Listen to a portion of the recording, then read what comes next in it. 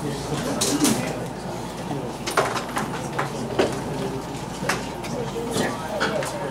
good evening, everyone. This meeting of the Connetquot Board of Education will now reconvene.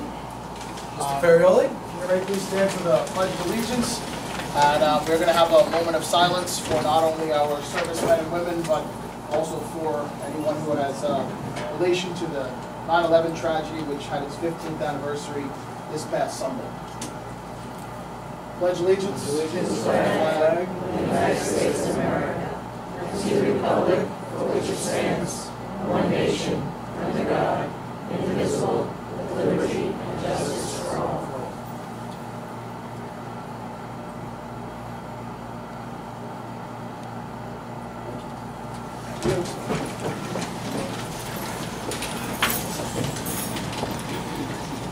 Mr. Clerk, please do the roll call. Mr. Amorando. Present. Mr. Ferrioli. Here. Mrs. Bowles. Mr. Grable. Here. Mrs. Kennedy. Present. Mrs. Dr. Adams. Present. Mr. Nucci. Present. Mrs. Donnelly. Present. Mrs. Manzi. Present. Mr. Newman. Present. Mrs. Hutchinson. Present. Mr. Gardner. Present. Do have some changes to the agenda, so I need a motion. We're removing item H2, new business discussion, presentation of summer 2016 facilities work. We're going to table that to September 27th. Motion. Second? Second. All in favor? Aye. Okay. Down to the minutes. We're going to first approve the minutes from August 23rd, 2016, the Business and Audit Committee meeting. Can I get a motion? Second. All in favor? Aye. I also need a motion to approve the minutes of the September 6th, 2016 special meeting. Can I get a motion? Second. All in favor? Aye. Aye. All right. We are going to move to public comment right away tonight. Public comment lasts for a total of 30 minutes. This section of the agenda gives the Board of Education an opportunity to recognize persons who wish to raise a question or to make a brief statement on items related to school matters. The time available will be limited to 3 minutes for one or more topics. At this public comment period, agenda items will be heard first. All other topics will be recognized as time allows. Speakers will be provided an opportunity to speak at the second public comment period on all other topics related to school matters. Persons wishing to speak during the public participation portion of the agenda are asked to adhere to the following guidelines. Please step to the podium. Address the board president only. You may address one or more topics in the time allotted. Individual employees, parents, or children should not be identified by name, title, position, grade, or building. The board has the final decision in determining the length of time, the appropriateness of the subject being presented, and the suitability of the time for such a presentation. Would anyone like to speak? Agenda items only, right? Yes, ma'am. So on the agenda, I put on my Google Documents, and thank you for answering that. One of the items was the trip. Is a cross-country, I want to say? Am I right? Track, something like that trip? First of all, I want to say that's great that the coaches are going on the bus with them and not renting a vehicle, so that's awesome. But then you also mentioned that the $40 cost for the trip is being incurred by the students. And I just want to make sure that there is a fund for any students that can't incur that cost on their own. I don't want them to be left off the trip because they can. Yes, the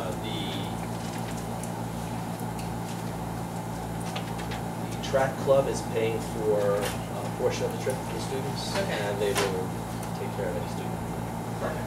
Thank you. That's all for the agenda. Anyone else? Once? What?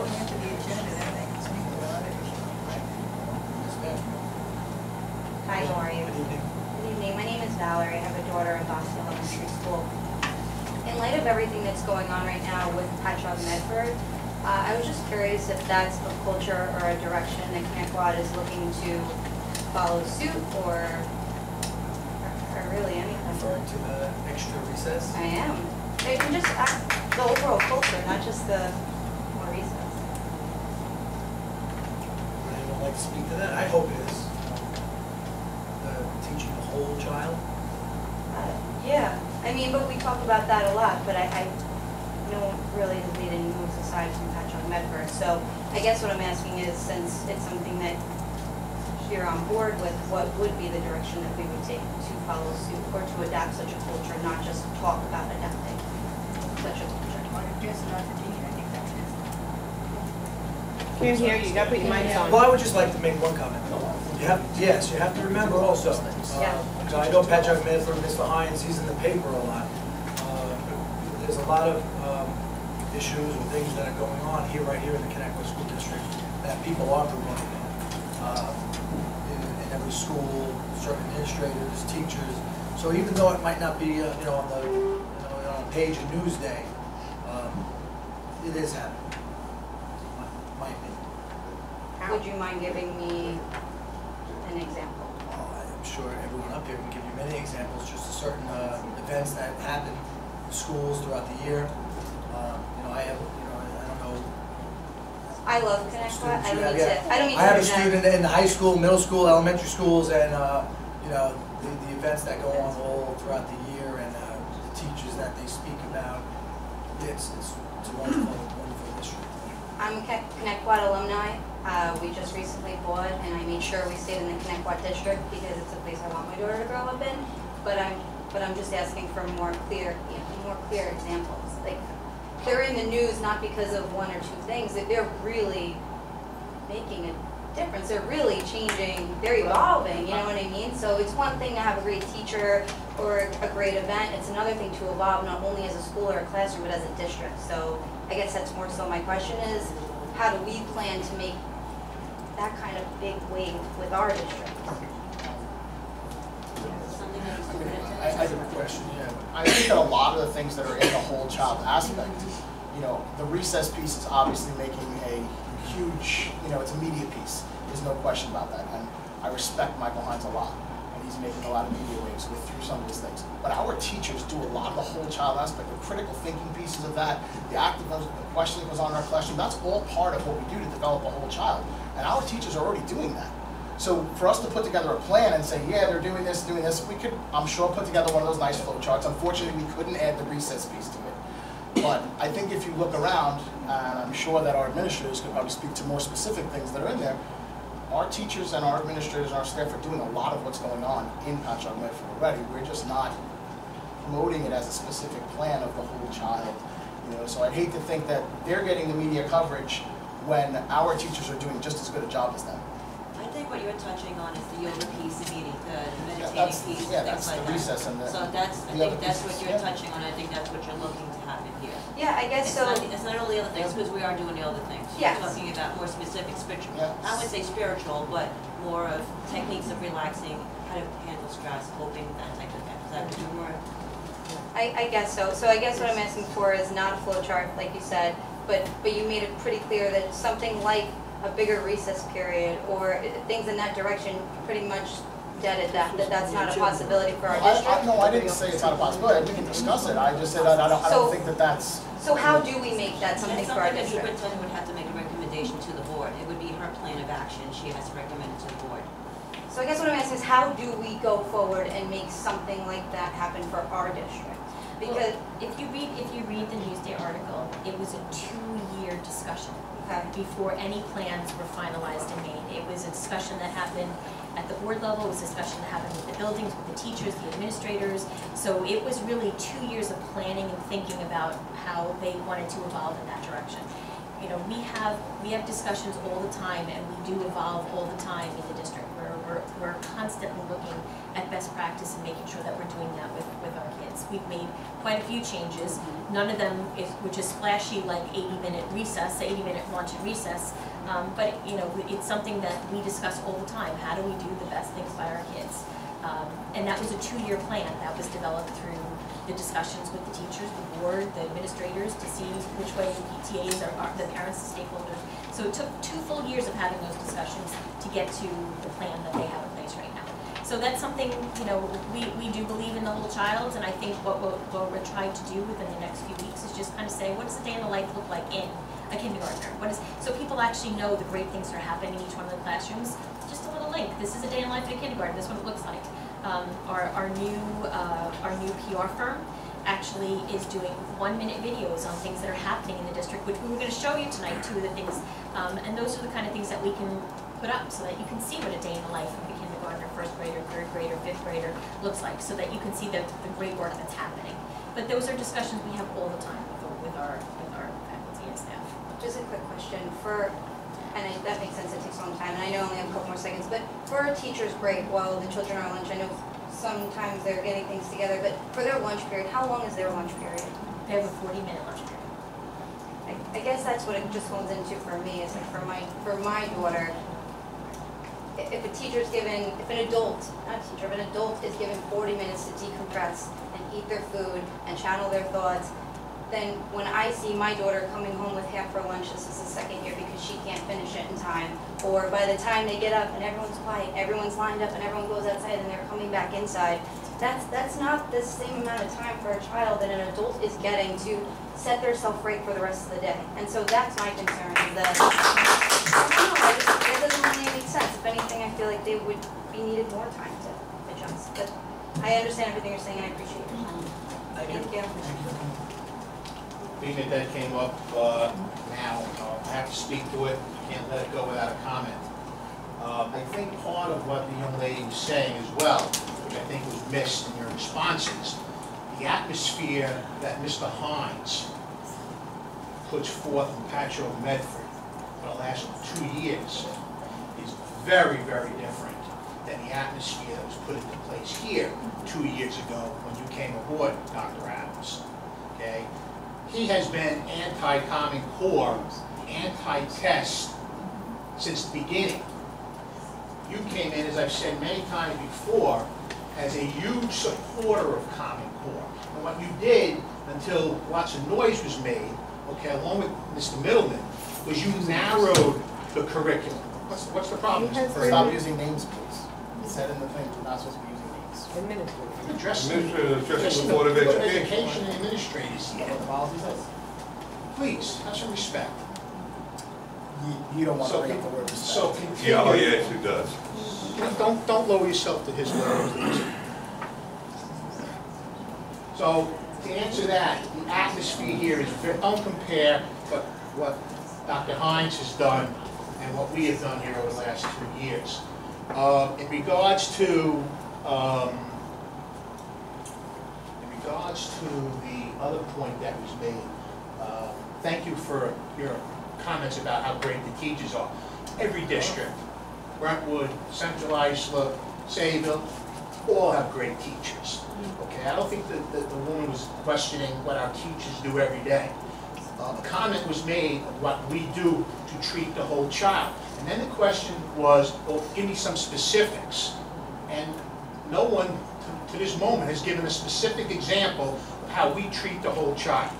Gave some educational jargon, but no specific examples. I again ask, maybe from the superintendent, for some specific examples of how we have made it a priority, like Dr. Hines, to treat the whole child. Thank you. Thank you. Do I hear a response? No responses? From who? From superintendent. Ms. Adams already responded. Yes, specific. For specific examples, I didn't hear anything specific. That's it? That's okay, that's fine. That's fine. Valerie, Ms. Adams would be happy, I'm sure, to call you if you need very specific details. Ms. Adams, I'm sure would be happy to call you and give you specific information. I'll leave my number in the Thank you very much. Would anyone like to? Anyone else like to speak?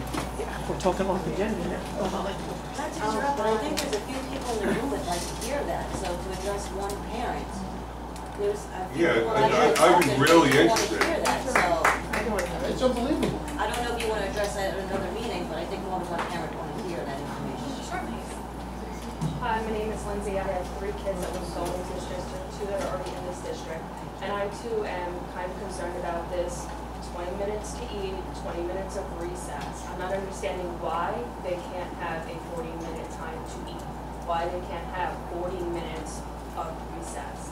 Children learn through play. That's how they learn. And now pushing this Common Core, because I have teacher friends who say their day is based on Common Core. They can't even teach anymore because they have to make sure it's all about this Common Core. And one of my child's teachers actually had said that to us. It is about Common Core. I don't see how they're portraying the whole child. And yes, we all probably really would like a lot of descriptions, an example of how this is happening. But I have young kids that are coming into this district and I'm paying good tax dollars. You're saying it takes 2 years. 2 years of talking about it. So we want to start talking about it now. My daughter's in first grade. I want to know, and by 3rd grade, she can have, what is the reason to not have that length of time to eat and to have this activity? Because then when they get home off the bus, I still need to now do a bunch of homework with them. All these kiddos are sending home reading. So they're really not being kids anymore. And by the middle of kindergarten, my daughter was burnt out. And she's smart, it comes naturally to her, but she was burnt out. They sit all day. Children are not programmed to do that. So how can we make that change now? So in 2 years, it's going to take that long. We can do it. I'm not saying I don't agree with you. Okay. I'm a teacher myself, I teach 4th grade. Does anyone know how long here in Connetquot we've had a 40-minute lunch? Forever. So it has nothing to do with Common Core. Okay, so then why don't Because that's it, every school has a certain amount of time. 40 minutes is the usual time. That's what I had growing up. I had a 40-minute period in high school. Why do they, the kindergarten, like why do the elementary school, like why do they not have that? That's how school districts do it. But that's, I'm sure how Pat Met did it, and now he's changing it, so that we would like to start to see a change in that. Like why? So that's great that you're bringing up the discussion. So that's how you start it. I know what's my next step then. You have to get people on board with that. If that's what you want, if that's your change, you have to get people, try to get people on board. So you start the conversation in this meeting, at a PTA meeting, and at, as many meetings as you can. You see, you talk to the building principal. You see where people are at. Now all the see where different it goes. buildings have different periods of lunch. No, I don't think so. Connetquot's all the same. What did the high schoolers get? 20 minutes? Yeah, it's periods. It goes by periods. Middle school, high school, goes by the class period. 42. So nobody knows why the elementary school is there? They do. They have to Yeah, divide. about They have 40 to minutes. divide it? Well, okay. There's no rate, that's what I'm trying to figure out how You would have to take something away. That's why Ms. Adams said it takes 2 years. Because it's to change any schedule Is that in an something you're elementary looking day. to change? It wouldn't necessarily take us 2 years if we Yeah, I'm decided saying to it took change, Pat it's just Jones that conversation developed over 2 years to come up with a strategic plan to put it all in place. No Yeah. one's saying it's going to take 2 years from now if that's what, it decides, the change that decides to get made. It's just that that's how long that plan took to put in place to develop that plan over a period of time. Does the kindergartners, 1st graders, do they have like snack time? How much time is allowed for snack time? They do have snack time. And how long is that? That's up to They have teachers' working discretion. snack, working snack time. They have sit working in their snack. desks. It's not a break. Yeah, it is a working snack.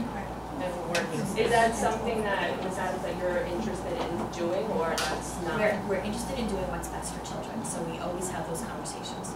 Is that something that you think is best for children? I'm going to have those conversations with all of our stakeholders. That's something that's being raised, and that's something that we'll have conversations with our stakeholders. Thank you.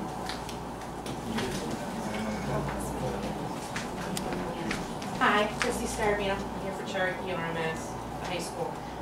It has been in the last 5 or 6 years. The 1st graders, the 2nd graders, the kindergartners have no playtime. I have a 15-year-old, I have a middle schooler, and I have a Cherokee student. So I know the change that has been made. These kids have no time to rest. They only have working snack, and that is not the way it's always been. So, and the kids that do eat lunch and have to buy lunch, they get 10 minutes to eat. Because it takes 10 minutes to purchase their lunch, and they only get 10 minutes to shove it down because they don't want to get outside to play. Something's got to go. Thank you. Thank you. quick questions. Jenny Kitty, Mr. Midland, we had spoken at length last year regarding the interactive Elmos for the junior high for the math classrooms. I was wondering if they were installed yet and they are being put to use. In the math classrooms? Yes. I will check with the building principals to see where they are located, but we do have our third cycle of purchases that are going to be going on. Can you turn the this school microphones year. on? We can't hear anything right now. Sorry. Yes. I will find out where the allocation is. We did allocate a large sum to each of the schools, and I'll find out what. I know in January they said they were going to start installing them because I know they had to interact with another piece of software, if I'm not mistaken.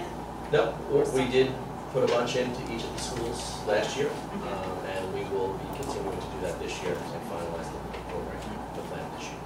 Okay, So if you don't mind, when you get a chance, let me know where that stands, just so we can hopefully move that forward to maybe benefit the kids. The other question I have, I just really want clarification on it because I'm a little concerned. It was brought to my attention, Boston is a 7 Habits school, which is great, spending a lot of money on it. I'm not thrilled about that. But we also brought in a new math program into the district this year, which I think is fantastic, and I am so excited for that. However, and I could be wrong, so I'm just looking for clarification, but what I understand, there was 2 days over the summer that was spent for training on the 7 Habits thing, and only 1 day of training for the new math program. Now, character education is very important. However, looking at how we have had issues rolling out the Common Core and everything else, I would think that the educational part of the curriculum would be a bigger focus on the training time that the teachers had to have, so they too would have confidence going into the classroom, feel that they were adequately prepared. So if I'm wrong, please correct me, but if I'm not, can we please maybe address this? So we had 2 days of optional training for I'm teachers. saying, I don't know on top, Yeah. So no, I'm just not, letting you know. yeah. So we had 2 From what days. I understood, it was 2 days were spent summer training, working on the 7 Habits thing, and then 1 day for training with the new math curriculum. So we had 2 days of optional training for those staff that wanted to be part of it. I don't know if it was One- optional. I'm telling you what it is. Oh, okay, oh, I'm sorry, I apologize, I didn't understand, I thought you were asking me, I'm like, I don't know, I didn't know if they had it. I didn't even get to the question part. This is what we had. Right. We had 2 optional days for teachers to come in from one building to work on a school-wide behavioral intervention program, which you had mentioned. We started our school year on Superintendent's Conference Day with our initial math training, which was an overview for all of our teachers.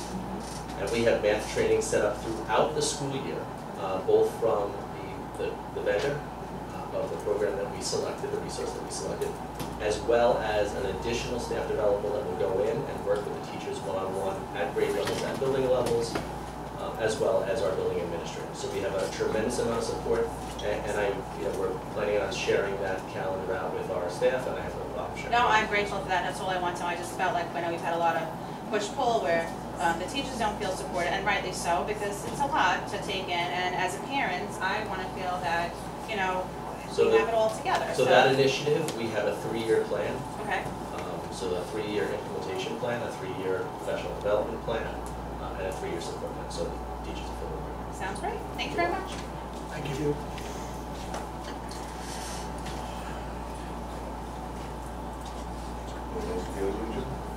We talked about non-agenda items?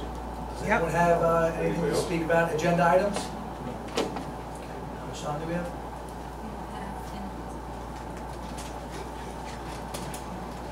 All right. I have to bring up the incident that took place at the board meeting on August 23rd.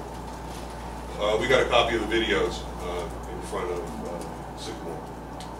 And just so happens that what everybody witnessed, a technical witness take place, was not on the video. It just so happened that there was about 5, 7, 10-foot plates where the cameras weren't. Convenient, questionable. If we just assume that nothing happened to those videos, they weren't involved in any way. Concerned as an employee of the district, as a resident, what happens if a child was inducted in that 10-foot and it wasn't covered? Never mind the graininess of the probably the most important, video, which just missed, Mr. Ferrioli's interaction. Well, what would happen? Why would there be 10-foot, a convenient 10-foot visibility if the child was cut? I gotta ask that. Good point. We have to make sure we check out our cameras. Yeah, I think those cameras, because I saw the video. Can't hear you, Lee. I saw the video, and the first thing I thought of was, my God, the buses really go to the right, and you're only catching the left. And when people came towards the building, you don't see them only far away. So if we don't have a zoom in, zoom out camera, or perhaps two in the area where all these kids are going on the buses, something is really wrong. I was to bring that up, and we went back to the executive session. Thank you, Grant, for bringing it up. No, it's important. That was the first thing I saw, was my concern if someone had a gun and came to the building and they were right in front, we would not see it. And I think that's a new camera, or cameras, have to be put there because there is something wrong in front of that building. Not safe for kids. It's also very questionable the graininess of the most important video. You're right. Very, very grainy. The other ones that were not even close to videotaping Mr. Ferrioli's interaction were very, very clear. The most important one. And that leads to, of course, suspiciousness. The average person, reasonable person, under these circumstances, given the behavior of certain individuals, would question, if there was an alternate. And we're having that checked out by professionals. Another question regarding this situation. An employee of the district who is supervised by board members, a board member in question, as well as Dr. Adams, is completing the investigation. And it's unheard of. It just doesn't make sense that somebody, where there could be ramifications on what they find and what they report, there could be ramifications on their job, their work conditions. I'm wondering. Right, yeah, ask the question that you were wondering. Okay, I'm allowed to give you the backdrop. Oh. No, there's nothing in the policy that says you don't like what I'm saying. Why don't we have an independent evaluation, an independent investigation on this? Because the person that is doing the investigation is highly qualified. But you're not addressing what I'm Professional, saying. and I think we're very comfortable with who's doing the investigation. You're comfortable. Well, I think the district has nothing to do with me, I'm not involved. What did you say? The district is very comfortable. But the issue is she's an employee of the district. That's the norm, I believe, right? Then, I know Mr. Felicio wrote a letter. Mr. Lindell, time is up. I Stop answered your Lindell, question. by the way. Mr. Lindell, They said it stopped Lindell. Dr. Lindell, time is up. Linda, to bring up this point about the video, I was actually very concerned. You wouldn't be able to get a license plate, you wouldn't be able to get, there's always divorce situations. That kid would be taken, and that piece of film is critical, that was in front of the building. And I'm very concerned that that piece of the building's not caught on tape. Please, sir. Good evening. First of all, I was going to write a letter in regards to this, because I'm going to tell you right now, what has happened, you have jeopardized the safety and security, and now emergency management plans by even discussing this in public. This is the first time in my 12 years that I have worked here that we have even released video to the public, okay? It's never been done before. Anytime we've had a superintendent's hearing, a parent has been brought in with attorneys and we have allowed them to view. I question the fact that we have released video to the public based on a FOIL, yet we asked the police department to supply subpoenas, which is a huge concern of mine. Regarding the doctoring of a video, I take extreme exception to that. I gain nothing by that. I'm an independent contractor, so I take exception. For those that, I don't think there's anybody in the room here who has any level of expertise regarding video surveillance to ask about what video would look like during the day or during the nighttime. So that is a fallacy in itself. If anybody would like to sit down and ask me specifics regarding camera models, makes, megapixels versus daytime, IR illuminators, model numbers, axis cameras, 225s. The one you're talking about is a 225 in comparison to multi-megapixel that have evolved, and I can go on forever and ever. But to say that anybody doctored, No one bring said it, that. bring it to your forensics. Never No in a one million, said that. never in a million No one years. said that. Never in a million years. Hold on. As far as license plate recognition, that is CSI stuff. Okay? Let me just lay it out to you right now. If you like license plate recognition, one particular camera will cost between $2,000 and $3,000. It's what they use on the southwest border. Their floor recognition. That's on the cheap end. Most of floor is what they call nighttime recognition, license plate recognition. On a medium end, we'll start at about $10,000 per camera. Okay? If you'd like to supplement the security budget by another $2 or $3 million, I'd be glad to do that for you. I'd be glad to do that for you. Can I ask a question? Absolutely. And I'm going to recommend to the board in writing that those 3 cameras and the surveillance in front of the building be changed immediately, because I believe that the security of the building has been compromised based upon the conversations in this room and releasing of those videos that we've never done in 12 years, and based upon an incident between adults, not even involving the safety and security of children. I take real exception to what took place. And you know what? Like I said, I'm an independent contractor, rely on 30 days notice, that's it. We've compromised as a resident and as an expert. I'm a video surveillance expert, federal court, state court, and internationally. We did a great disservice to our security of our children based upon the conversations that's taken place. That should have been stopped. Okay, can I ask a Can question? Can I ask a question from the public, please? And congratulations, I respect you as an Mr. expert. Felicio, But the Ms. question Kennedy had a question, Mr. Felicio. still wasn't answered. Mr. Felicio. Why was 10 feet of the sidewalk not covered? That's the only question we have. Ms. Kennedy, do you have something to say? I just want to ask a question now that you're going to change these cameras, which is not, me personally, not a bad idea, because we did have a couple of incidences that not what we're about to discuss, but if you change the cameras, I'm only hoping that you change them so you can see these kids walking to the right to the buses, because we didn't see any of that, you know, directing to the right. Look, I'll tell you, since we discussed it, Mrs. Kennedy, there were 3 cameras out front. I don't know There where they were. I there were thought they 3 cameras. Well, it's been released to the public. There is clear video of the lobby, video of the lobby. There is clear video of the entire walkway leading up to the building. You could not have entered the front entrance without clearly identifying, okay? Clearly identifying who was coming in. Again, I'll say, if you'd like to supplement the security budget by another $1 million to $2 million, I'd be glad to change them all out. I think you need to look at what's been expended in the security budget regarding security and video surveillance in the last couple of years. We'll put it out there, we'll discuss it. Again, CSI, I think there's too much TV going on here to really think what goes on as far as video surveillance and what the capabilities are, okay?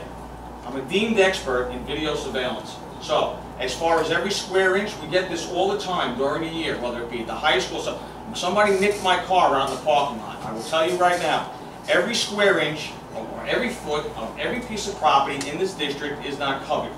If you want that to happen, you would be living in a police state, and I would need legitimately, on the lower end, at least another 1,000 cameras to make that happen. If you'd like to do that, please let me know. I have a 1-, 3-, and 5-year security plan based upon budgetary numbers, and I'd be glad to throw that away and go in a different direction if you would like to. Give you the direction. But as far as what the coverage is and what it can and cannot do, that should be your right. Somebody mentioned executive session. That's where those discussions should take place. Well, I'm going to ask you to put that on executive session for the next meeting, because I think it's important that we do talk about it. Mr. Flynn, thank you for clearing that up. I apologize for bringing that up. Yeah, we're done with this public session. No, we're done with this public portion. We're going to have another public comment later on. All right, we're moving on to G, recommended action, personnel matters. Number 1. Need a motion to approve Schedule 1, resignations, terminations, leaves of absence. Can I get a motion? Can I get a second? All in favor? Aye. Aye. Number 2, Schedule 2, appointments, tenure, salary changes. Can I get a motion? Motion. Second. All in favor? Aye. Number 3. No changes to number 3? All right. We're going to move down to H, new business discussion items. Number 1, the first topic, review of NISBA 2016. Proposed bylaw amendments and resolutions. Does anyone have a comment, question? I have lots of comments. Go ahead. I understand, Mr. Farioli, you're attending this meeting. Have you had a chance to look at the resolutions that were presented and those that were estimated by NISBA? I actually wrote down a list of things that I actually had some questions on. The limiting tenure was resolution number 5. What were your thoughts on that? My thoughts on limiting tenure? I'm fine with the tenure rules the way they are. I liked the tenure rules before they were changed by the state legislature last April.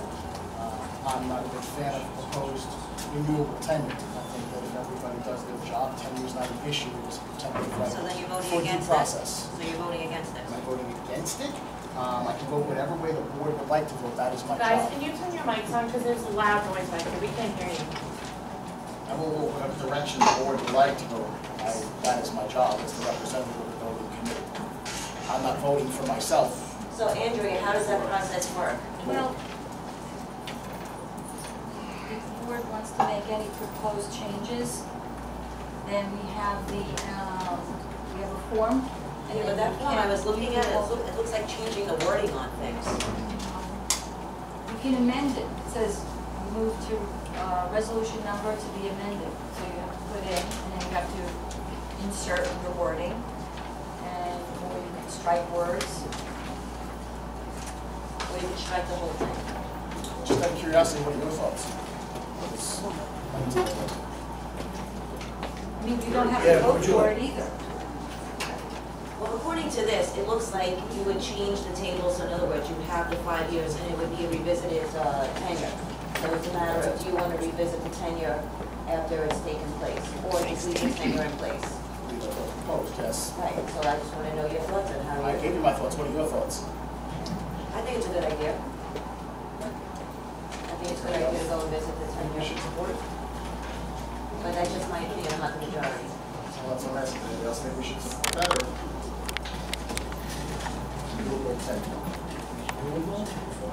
I mean, I guess, I don't know what the process, I'm voting for the board, so. My experience is that the majority of teachers keep working as hard as they were prior to getting tenure. That's my experience. No, but this is not teachers, this is principals. Same thing. It's both, actually. Teachers, it's both. Teachers and principals. It's both. Group setting. So you're for it or against it? So the board's against it, so then you'll have to vote no against that. This question I actually had for Monica. Can you just define to me the chronological age? And there's something on resolution number 7 that talks about children that are tested. It's chronological, and then versus development.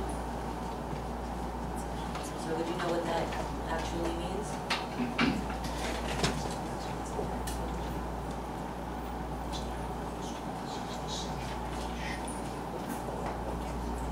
It's more of a definition of the two words. I'm trying, because they're stating when they're Actual age versus the developmental age. So meaning. I do want to reread this, so I can speak about it, or chronological. Yeah, because they're looking to change it, so they're talking about the 1% of children, and they're saying that that number is probably a little bit higher. So I know that resolution addresses that particular issue, when to test and when it's appropriate to test. We do ultimately assess up to 1% of our. We can hear you. In special education, there are a certain amount of students that are alternatively assessed. That means they don't take the state tests, but there's a separate criteria and like a data booklet that's created and submitted to the state that is based on their cognitive ability as well as a CC meeting making a determination. Right. So this is first. Yeah, I think they're looking to increase that 1%, and I think that they're saying that number's not adequate. In some districts, they do need to pierce that 1%. In other districts, it really, I have to say, my experience is that some years the 1% is not an issue. Other years, you could go over 1%. We did not go over 1% this year. And within the last couple of years, if something has it been a factor in the last couple of years, or we've been pretty safe under 1%? I can only speak to next year right now, but I can get you more information. Okay. On resolution number 8, I want to know, I guess it would be more of a question, Nick, that you would ask, is what is the formula that would determine the allotment? Is the school lunch you're talking about? No. Number 8. This is to finance the employee benefits obligation where they're trying to do like a reserve on that and didn't exactly give a formula on it or how long in advance or how many years the projection is, so it was very vague. It's not in the rationale, so I guess if we wanted to answer that question, we have to submit something, right? I don't know how that works, but it just seemed very vague to me. So how does that work, Anthony? I don't get the opportunity to question the, I went to the meeting last year, and I did not get the opportunity to question the resolutions. It is just voted on or not. Any submissions or any questions have to be submitted prior to. So that wouldn't be something that I would do. That would be something that as the board or you would have to do prior to the, I believe it's Monday's deadline. Right, so don't we submit that to you before Monday? Or you submit it to? It doesn't matter when this gets submitted to me as to what to vote on, because we don't vote till the October meeting. But if you wanted to submit a change, we would have to discuss it and submit that before Monday. That all gets taken care of here at the board, though. That has nothing to do with me. Is there no more discussion at those meetings? I remember they used to get up and have their point of view. You can, They used to argue across the floor. you can propose a additional change at certain levels when the thing is proposed, but unfortunately you have to have it written and you have to have it laid out, and then you have to get a second from the room, and you have to then take a vote on the change, and then they have to compare that change to the original, and then it's decided on which of the changes taken into consideration, whether it's added to the original proposal, or if the original proposal is put to a vote, or the changed proposal is put to a vote. So there is a process that's in place, yes. But they're looking for these changes to get taken care of beforehand on the 19th. And that's not really a change that she was more of a question for clarification, so I don't think that's something that you definitely wouldn't ask a question there for clarification. That's not the opportunity. The opportunity is to possibly present a change to the resolution, but you wouldn't ask a question. Well, then this actually would be a change to the resolution because they should create a formula in part of the resolution. How do you expect you to approve a resolution without a formula? They should Very, very valid. They should You're implement a talking formula. about other post-employee benefits. We have an actuary who prepares a report every year and updates it every other year. So it's every other year, it's a full report. And there is a number and it's in our financial statements. Yeah, but it how should much be, that is. but it should be stated in the resolution. Well, they're not really setting a cap for it. The cap would be the amount of the total obligation. And they're authorizing here in this resolution for the money to come out of the reserve, which a lot of people feel would be a good move to move it out of there. But it's, so Then then it who would sets be the different, it guidelines? would be different for every district, how much the other post-employment benefits are. That would probably be something that auditors and other advisory people like the controller would come up with guidelines. And it would be based on what's reasonable based on the total obligation. So for that that one formula particular fits all. district. No, it wouldn't have a lot to do with subjectivity based on what's reasonable. Okay, so maybe that's why the formula wasn't in there. Yeah, and it's a whole actuarial report, it's a whole big process to even get at our particular district or any district's particular OPEB obligation. So then maybe that wording should be put in there, used under the guidance of. And it also depends how much people have in their e-law reserve, because that's where they're proposing that it be moved from. Right, exactly. Which is also particular to the school districts, particular school districts. But don't we do a lot of this? We do this. Well, there's not an allowable reserve currently for other post-employment benefits. There is a reserve for the EBLR. So that's what they're asking for, there to be another allowable reserve. And Sharon, based on this language, do you think there'll be a prescribed formula, or will it be left up to the local school boards? It'll be left open to what your particular obligation is per the actuary's report, what is deemed reasonable by the controller, by our auditors, by the accounting field. So then maybe that wording should be put in there, because it's just very vague. It's like, okay, well, it's gonna take your money, we're gonna, but they're not giving you. They don't really do it for the EBLR either. Right. It's based on calculations particular to each school district. So you really can't prescribe a formula, you can't dictate the whole actuarial report. No, I understand that piece of it, but then maybe set under the guidance of. Maybe that word should be put in there, under the guidance, it just seems a little bit vague, and I guess I was looking for But more. those are all of the people who provide guidance, those are all of the experts, our legal counsel. You know, I get that, but as far as the resolution goes, maybe it should have been worded to reflect that. Okay. Not your fault, I'm just saying, you know. Oh, I know, no problem. On resolution number 9, it talks about, by utilizing the technology available, school districts can provide students access to richer academic programs. This is referring to like online service. So if there's something that the school doesn't have, then there's another way of offering the child or the students through technology to have that, which I think was great. I'm in favor of that. Anybody else have any opinions on that? Mr. Grable? I'm not really sure what we're talking about. Are we talking about courses that we don't offer? Are kids gonna take courses online? It actually gave a reference, I think physics. If we didn't have an advanced placement physics teacher, the child or the students can actually have the opportunity to do an online. If we didn't have that, so I think that's great. So there is other things that our children want to do, and we have that online capability. Why not offer our students that service? Right, well, that's a budgetary item, I think we had discussed that on it. Well, it's a resolution that's being passed. Right. Or a resolution that's being proposed, I should say, not passed. I think additional opportunity is certainly, beneficial to our kids. I don't know if Mr. Felicio would claim that that's his work. Well, it depends. I guess if you have 7 kids that are interested, or 6 kids, I don't know, get a lot for, what's the, boundaries for a class. But if, say a small handful of kids, obviously if we have a big class, then you offer a teacher. But if you have a small handful of kids that want to pursue this, want to pursue that, 3 or 4 kids, makes sense to entertain them online.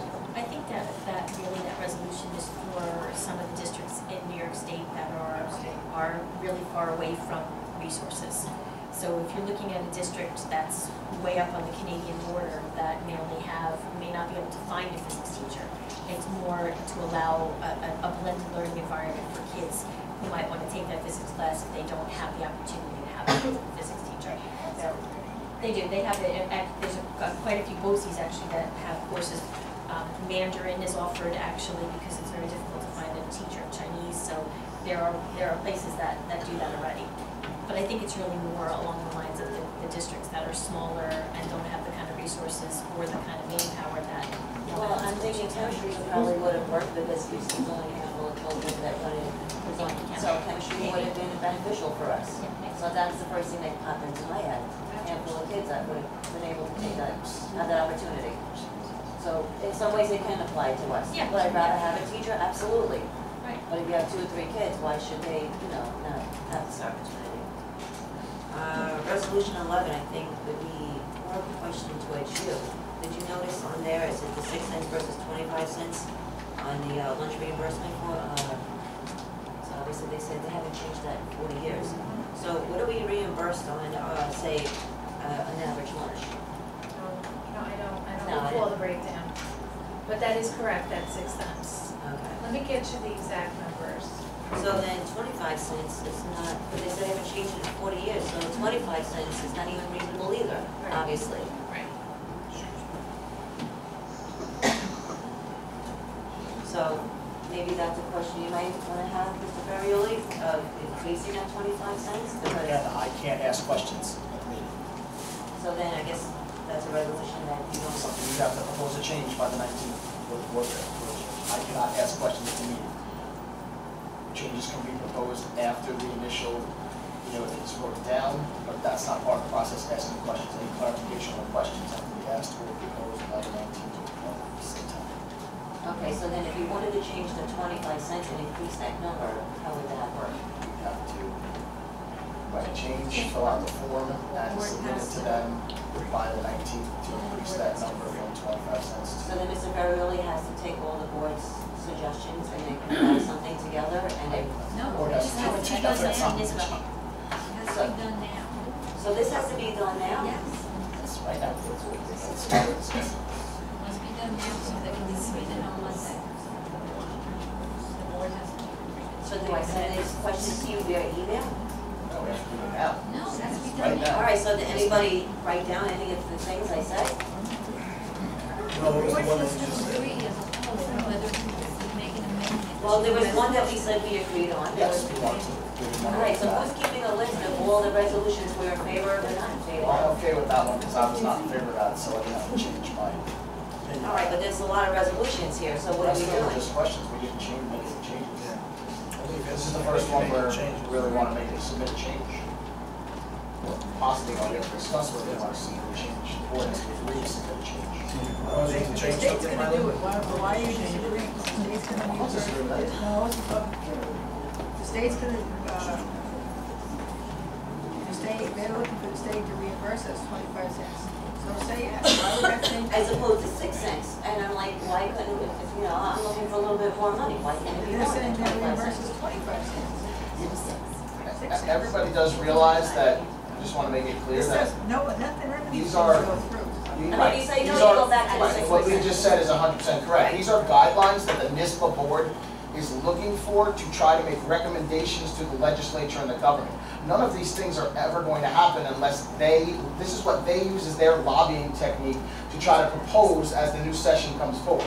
That's all we are recommending, yes or no, as to how to guide NISBA to make their recommendations to the legislator and to the governor and to try and get some of these things in place. 99% of these things die right there on the floor. This is true. So as a board, do you try to support one resolution and go forward with it, or it doesn't even matter? You You can vote on all of them. You vote on Everyone all. comes up for vote in the So then how does the there's board, one meeting. so then we have to go through each one of these and start voting?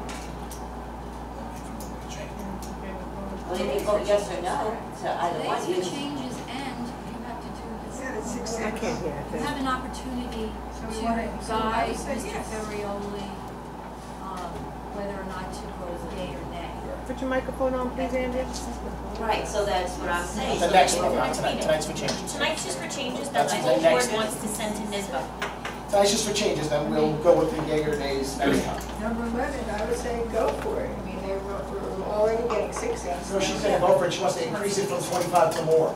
But you're saying we don't have that on the She's looking committee. for them to make the option that they propose to the state legislature to ask for more than 25 cents. Right, considering you haven't increased it in 40 years. I mean, if I say no, then I'll go back to 6 cents, which is stupid. No, but you're again, going to 20. I think at this point, we get 6 cents for 40 years, 25 cents would be a huge jump. Of course, but it's not good enough.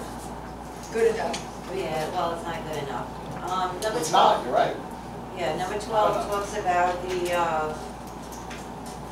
industrial development agency. Now, would that apply to something like this casino that's being built? I know it's not industrial development, but it is something that heavily impacts the area and does have tax ramifications on the area. I don't think that resolution 12 speaks to that. It's just industrial area. Am I correct in that? I thought the same thing when you asked the question about the casino. Was one of the things that went through my head was, you know, would they be forced, the school district be forced to be notified that this was taking place, and would they have a say in it?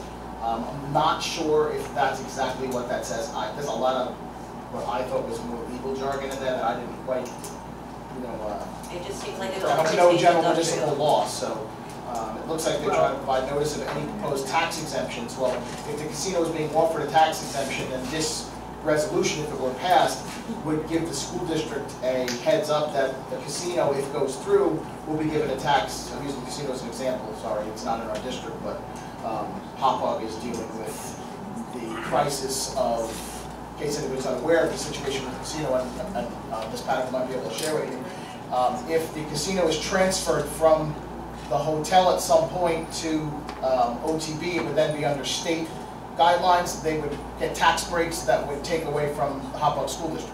So if something happens like that in our district, I think some of this law might protect the school districts from at least having notification. Whether or not it can prevent any of that, I'm unaware. But it looks like it would at least give the district some notification that what's happening. It's a good thing. It seems like a good thing, and I don't see any negative in it. It's very possible No, when miles it's train good. up, we might want more protections, but right now we have none. So this seems like a good protection to put in place to start. Yeah, I was looking for more. I was looking for something like the casino. Yeah, I agree. The one thing, I'm not gonna go through all of them, the one thing is, that was really dear to me was resolution number 20, where it was the different pathways to graduation. The one thing I didn't understand is that the committee did not recommend this resolution due to concern that an emphasis on a return to the local diploma might be interpreted as organizational support for a lowering of the standards for students need to be successful in college and career. So I was actually very concerned what their rationale is, their explanation for that. So it seems like they didn't make this recommendation. I agree with you. I think the recommendation should have been made. I think it's hogwash that they are using that as an excuse to not put it through.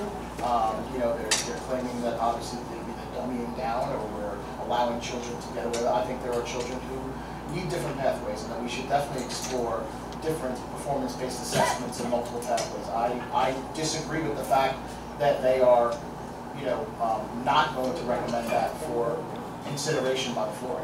So who is on the resolution committee? Who encompasses that committee to make this determination not to put this resolution forward? Because out of all the resolutions, this was the most important one to me. Who is on the committee? Well, how does the committee determine whether or not something shouldn't go forward? They actually, Well, this they're not one, maybe it's a recommending it. BOCES thing too, isn't it? Don't we have the opportunity to send somebody? We did not from the BOCES for the resolution? No, that thing is on the. So it's got to not be straight from NISBA because a lot of it is submitted by other school districts. So we're actually not voting on something because this wasn't put forward. That's from my understanding this correctly. True. Well, it looks like that goes with the prior one. Doesn't it? That they were not supporting. There's the two different ones though. It's almost, no, the, number 19 is doing the auditing cycle.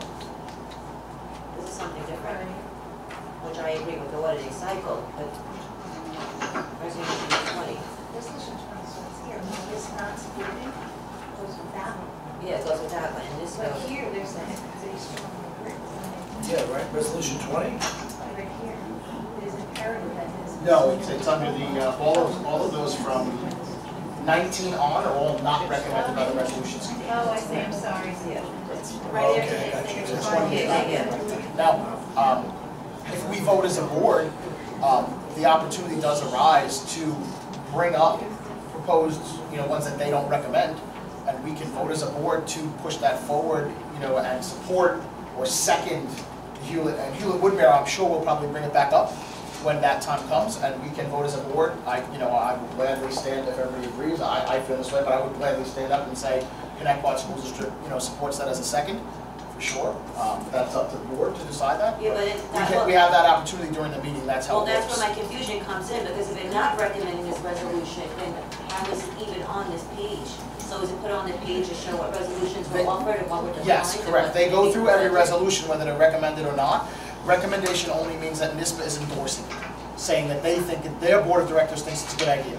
But we will go through it's a very long meeting, we go through every single one of those proposed budgets, and some of them take 2 minutes to propose and people vote, and some of them take 40 minutes to discuss and talk about, and this, that, and the other thing, and then the vote comes, So this is on the table, even though It's- this was not recommended yes. by the resolutions committee? Yes. Okay. What I have noticed, and I only went last year, obviously, for the first time in attending, but I can tell you this, there were the ones that were not recommended,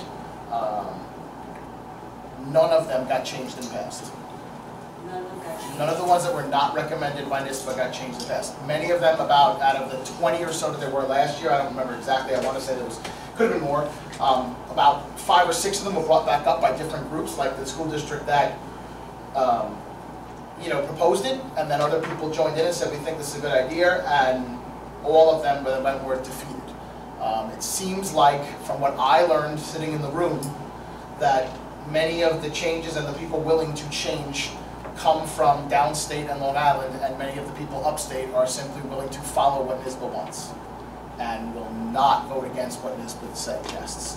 So the ones that were scheduled to pass pretty much passed without any real problems. There's a few little changes that were made to a couple of those, but all the ones that were proposed, and many of them were from downstate and Long Island, were brought back up, and they were still defeated because the upstate people simply followed what NISBA recommended. And that's just my observations of sitting in the room last year for 4 hours or so. All right, so this word, why would they use that word? Retain the unqualified right to direct the children's education. Parents, guardians, retain the unqualified.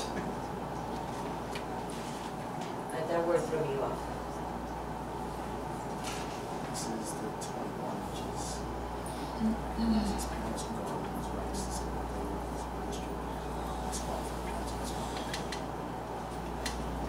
never problem with this either, they're not recommended. I recommended 21. They're not, anything after 19 is not recommended by the commission. Okay. They do it, put all the ones that are recommended in the front, all the ones that are not recommended. All right, I wasn't making a big deal, because I know anything after, but it didn't matter, which is. Anything after 19 is not recommended. Gotcha, okay, so the one Why that they use you're. that word, I don't know, that rationale is the explanation by the NISBA committee as to why they rejected it. So it's, you know, it's not the resolution, that's their rationale as to why they did not support it. I shouldn't say rejected, it has not been rejected, it's still to go forward, but it's their rationale as to why they are not recommending it. They're not putting their support behind it. Okay, so as a board, I think we can all agree about the different pathways though. Yeah, I mean, Mr. Ray, your thoughts on that, your high school, principal? I agree, 100%. Okay, 'cause that's only one that really needs something to me out of all these resolutions. Absolutely. So, yeah, we could, I don't know, is there an option in there to resubmit another school district's word for word, or just changes? Resubmit for consideration, can we do that by the 19th? Do we basically take theirs and resubmit it word for word?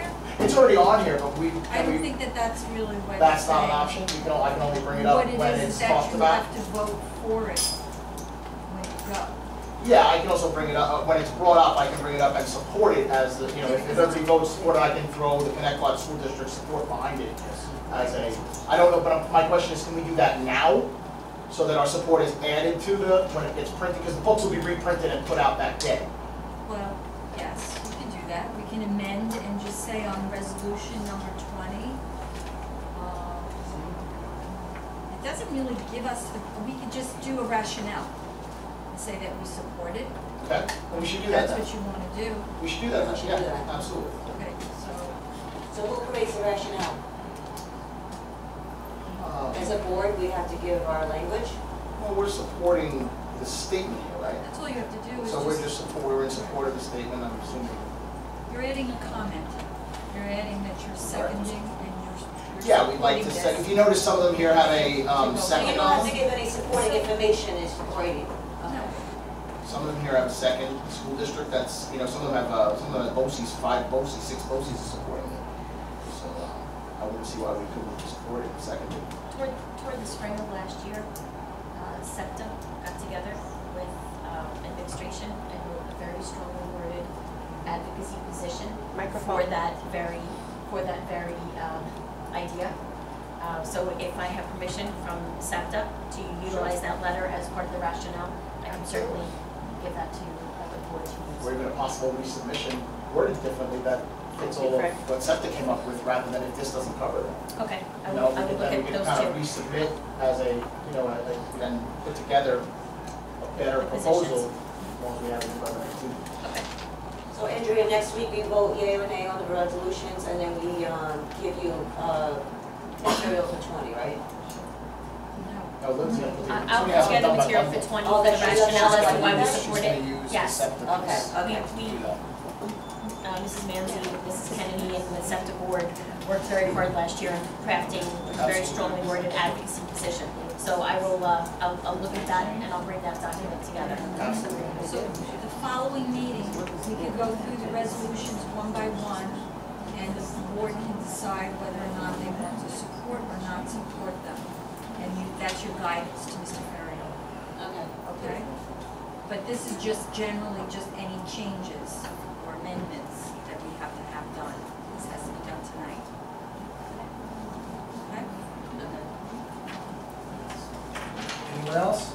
I have one of the ones that, you know, I had a few questions myself regarding some of the ones Bob brought up, but also number 2 talks about the healthcare insurance, and it talks about That's a bargaining tool, I don't know why that would even be in there, so. well, that's really my question, is they're looking, NISBA is looking to eliminate collective bargaining rights for teachers, which, you know, as a school board, if they could set a number, obviously a school board would have a much better idea of projecting what those numbers would be in costs for health insurance. I have a few concerns. One, I really don't think it's NISBA's right to take away collective bargaining from the school district or a bargaining unit, so I have an issue with that.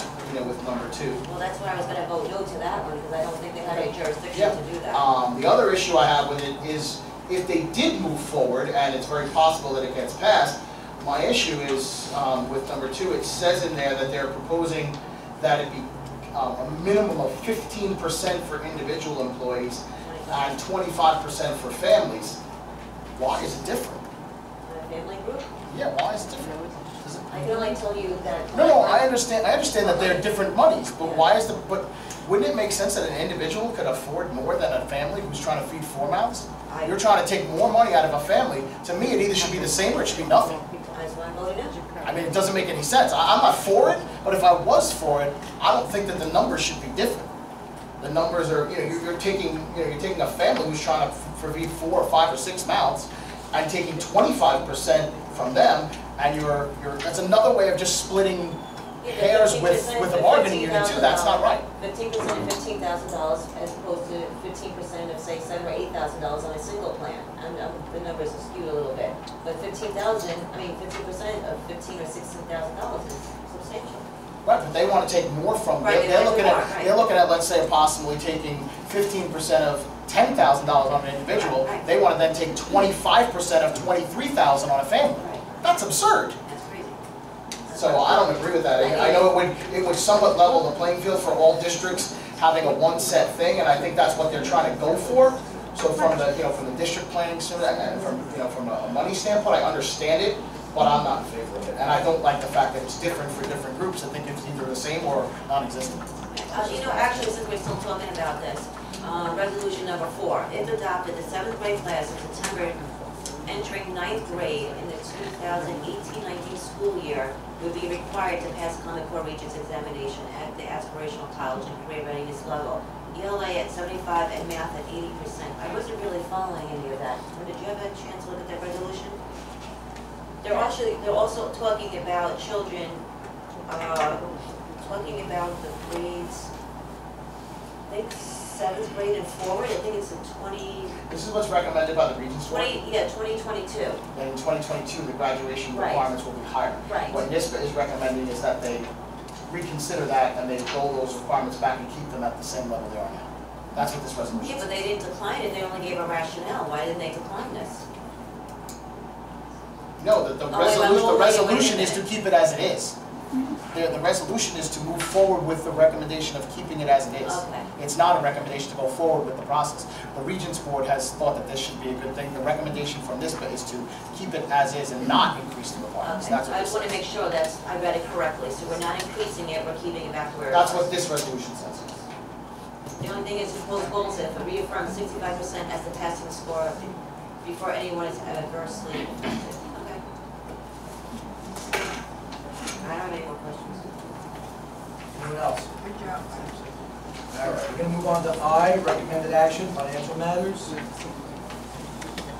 get a motion to approve items 2 through 6. Motion. Second. Anyone have any questions? Where are we at? I, financial matters. I'll book Sharon. That's when the order report comes in? Yeah, I'll book you then. Yeah, Helen, I don't have to back up. You don't have to back up. What for Helen? I think it was on the, it was attached. It was Yes. on the, It's actually, yes, Still in yes. that thing.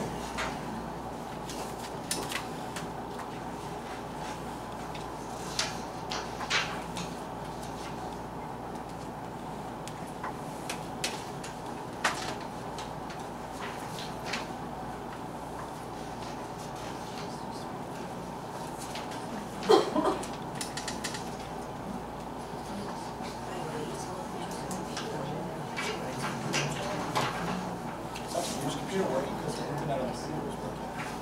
I didn't Still bring it up. That's why I was. Still bring it up. Still working. I could, if I wanted to, but I just can't do that. No, we can move on. Well, Good? I'm good. I'm All in favor? Aye. Aye. Move on to J, consent agenda.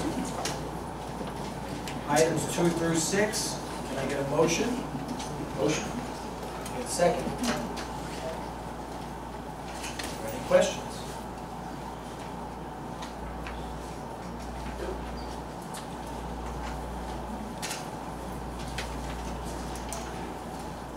Did anyone get a chance to read number 6, the field trip request?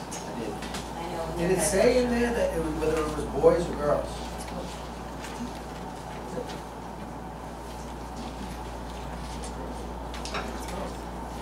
Couldn't find it. Boys and girls. Boys or girls. This girls cross-country team traveled to Warwick, Rhode Island to complete the 34th annual Brown University Girls Cross-Country.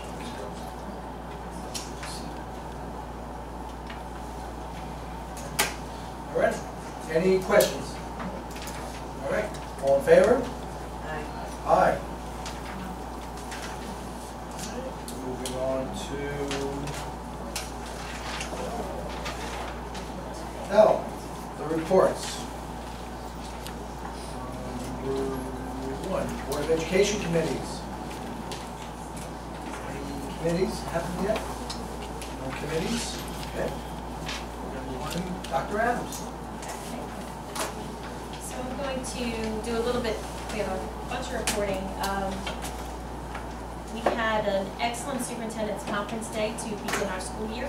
Our K through 5 teachers, who are our classroom teachers, had their first day of unpacking their new resources for our new Math and Focus program, which was done at 2 different buildings, and it was very well received. And as you heard earlier, the training will continue over the course of the next year and the next 2 years, actually. We also had put together by Ms. Santo multiple presentations that really looked at resources for our teachers and our paraprofessionals, as well as all our YFS workers, our guidance counselors, on addiction and what it does to the young brain. It was really well received. It was every time that we hear Dr. Dewey speak, he gives us more information, something new, and it's really just disconcerting the impact on the teenage brain of drug abuse. So I'm going to just let that lead right into last night. We had another Board of Trustees meeting for Connetquot Cares, which is our community coalition.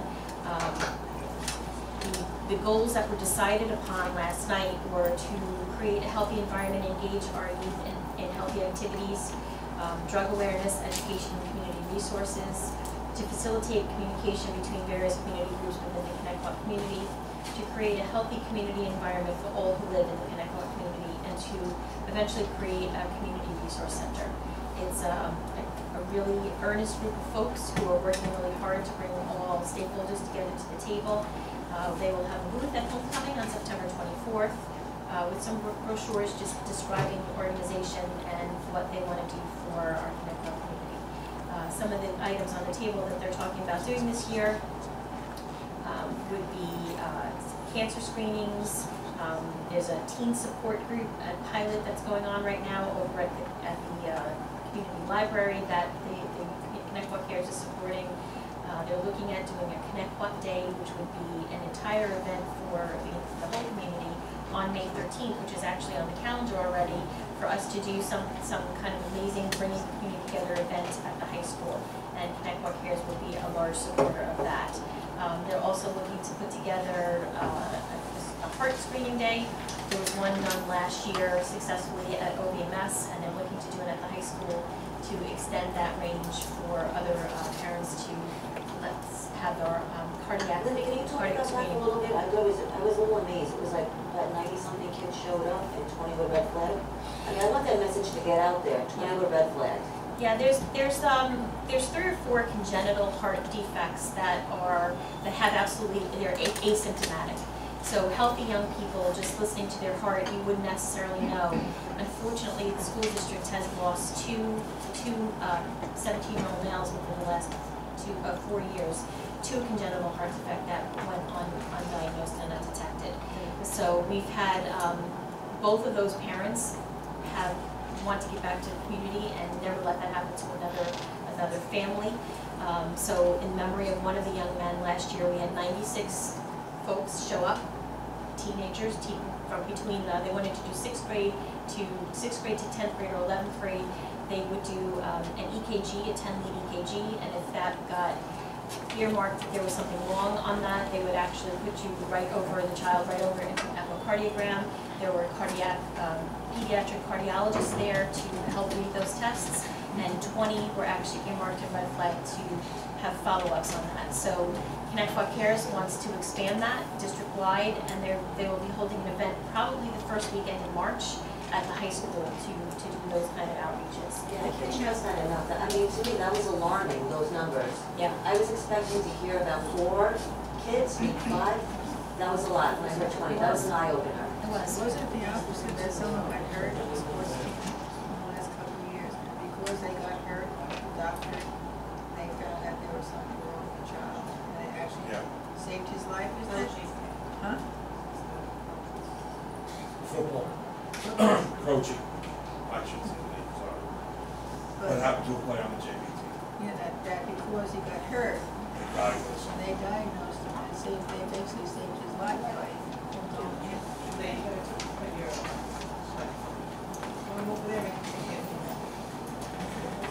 Just wanted to let the community know that on or about September 14th, Inter-County Paving will commence road work on Betts Highway between 13th Avenue and Sunrise. They're going to be starting during the day and going on into nights. We just received word from the State Education Department that they have now required lead testing, which we were way ahead of and proactive with, and have remediated the majority of the sites that came up that were red flagged. They are not opened yet, again, because we retested them after, and we're awaiting those tests to make sure that those were completely remediated. If you got to see in Newsday, our Long Island girls are ranked #1 in volleyball ranking. They was a great picture of Mackenzie Cole and Nicole Migliosi are incredible at controlling the ball. They said the Thunderbirds are loaded. Big hitters Cassandra Patsos, Mackenzie Taylor, and Taylor Cole are offensive threats. Connetquot should be considered the favorite in Suffolk. Mackenzie Cole was actually selected to be on the 24 roster of the USA practice team this summer. So she spent some time down in Florida and also in Puerto Rico working out with that team. So it's really exciting to be able to watch them this year. And hopefully we'll have a repeat. At Duffield, we have expanded our Leader in Me program. So it originated over at Fossey Elementary School and now has moved to the Duffield staff. And they're really excited to move forward with the initiative. So we have a pretty smooth opening. There's always a few bumps in the road, but very excited to have kids back.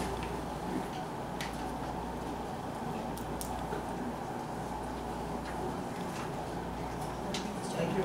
Dr. Adams, administration, any reports from anyone? All right. I had a question. Move on to the Board of Ed. I represent RMS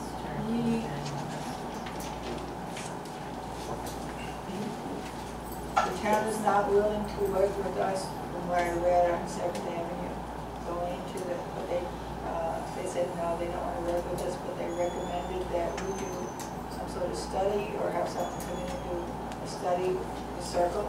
Where are we going with that? Are we doing that? Immediately after I got that notification, I reached out to the district architect.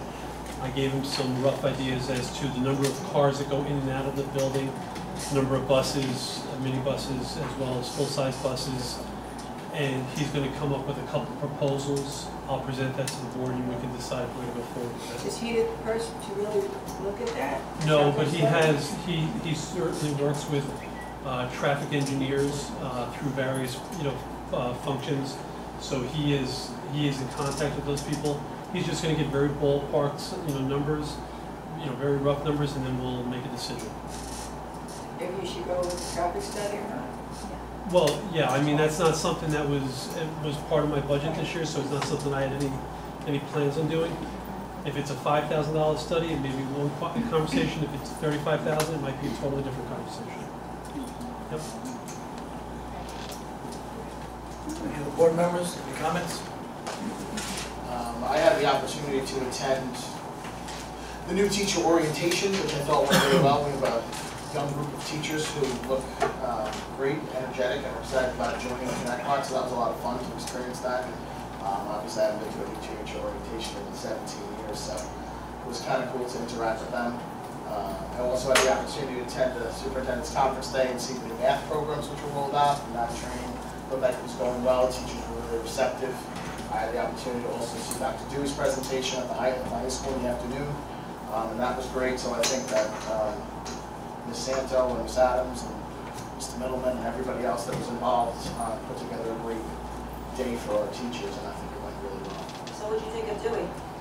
I saw Dewey's presentation at night, and I've seen it, and I saw Peter submit on that day as well, and I think that he brings a tremendous amount of information, and I think his brain development information that he provides is something that every adult that is willing to should hear. So you don't feel it's for 6th graders, they don't need to hear that information? I don't think that it should be mandated for 6th graders, no. I think it's a parent's decision. I've stated that before. I think that every parent, if we can offer it to any parent, which we did last year, we brought them in at night, we offered it to every parent, we made all calls.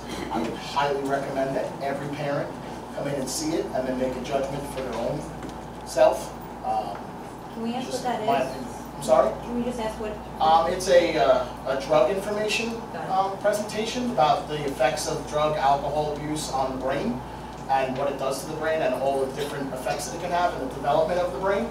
It was a tremendous, tremendous presentation. My personal opinion, and this was brought up at, I believe, the last meeting or the meeting before, when someone suggested that we make it a mandatory thing for our children entering middle school, was that it should be the parents' decision. And I will stand by that, no matter how much I get criticized. I'm a 6th grade teacher in another district, and I just feel that every 6th grader is at a different level, and that every parent should have the right to make that decision for their own 6th grader. I don't really feel that anyone up here has the right to mandate whether or not a 6th grader gets taught about drugs or alcohol. Because I can tell you right now, my 5th grader, who will be going into 6th grade next year, would have no idea what alcohol and drugs are all about. And that's just my kid. But, he knows they're bad because we've had that discussion at home. He knows they're not something that, is, good for people to use, and he knows that, in excess they can be harmful. Obviously, he knows that people do use them. He's obviously been to a party here or there where a person's had a glass of wine, and my kids are aware that it exists, but it's not something that they're aware that exists. Like, oh, it's alcohol, I need to have it because it's going to do something to me. It's just another drink to them, and they're aware that it's an adult drink and that in excess it can do harm to adults. I feel like that's really at this point what my kids are ready for, and that's just me. That's my opinion. I just think that it's every parent's decision to make that choice. That's really all, I stated in the past, and what I'll continue to state from this point. I think it's a parental decision. But I think every parent should go see it. I don't think the kids, that's the parent's decision, but every parent should go see it because it's really, really informative. And it's a great presentation, and he brings tremendous knowledge even I didn't have. And I have a drug program in my classroom 5 weeks out of the school year that I've sat through and I've engaged in lessons, and he brought pieces to that I didn't know that I was able to share with the drug ed teacher, and then she decided whether she wanted to use them. She looked up his information. She then incorporated some of those things into her lesson, but that's a lesson that that she felt was age appropriate. So you taught your 6th graders? Can I piggyback Me on personally, that? no, I don't. There's a special drug education teacher that comes in. She has a required curriculum. Does the parents have to opt out of that? Parents can say if they like, they can contact the principal and say they don't want their child to sit through it. We've never had it, but it's very, it's more about awareness. It's not specifics. It's more about, and they've changed it from, it used to be a specific drug thing to more of a behavioral type of character education incorporated with drugs at that level. Choices, things like that. That's really what it's about. So, I'm of the opinion that it's a parent's decision at that point. Parents know whether their kids are ready or not for it. So Ms. Adams, are we considering on bringing this into the middle school and having the parents make that choice? It's something we actually discussed at the coalition last night as a community resource, and it was something that we will be talking with our administrative team about, because now all the administrators have seen it. Not all administrators had seen it before, not all of our teachers had seen it before. So now that everyone has seen it, we can have a real conversation about it, with everyone's aware of what Can I piggyback on that, since I was the one that asked? Our kids, our 6th graders, have been over pot and smoke pot. It's a fact. I've seen it. I know it. And there are children that have been caught doing it.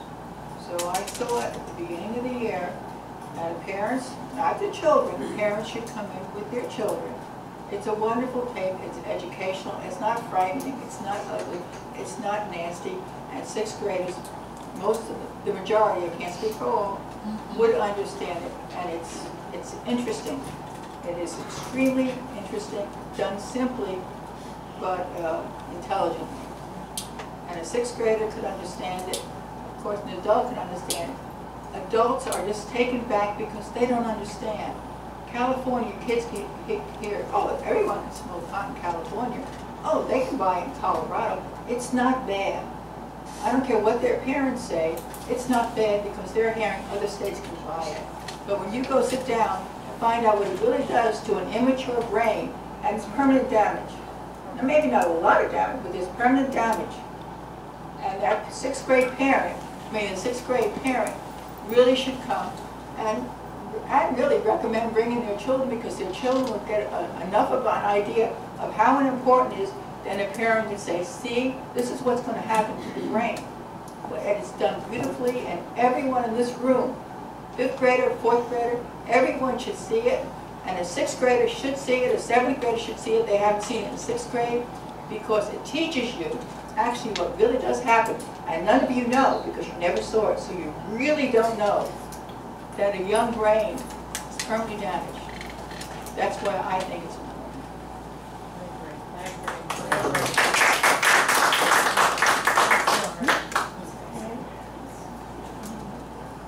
Any other comments from anyone? I would like to make a comment, just a personal comment. It's nice to see a lot of new faces here tonight. It's great. Hopefully you keep going. Recently on Facebook, there's a couple of evil people that are making accusations and allegations about other people, but me in general. So I just want to clear a couple of things up. I'm 43 years old. I've never been ever called a bully in my life. I've never been a bully in my life. So there's certain people that for some reason are going to call me a bully.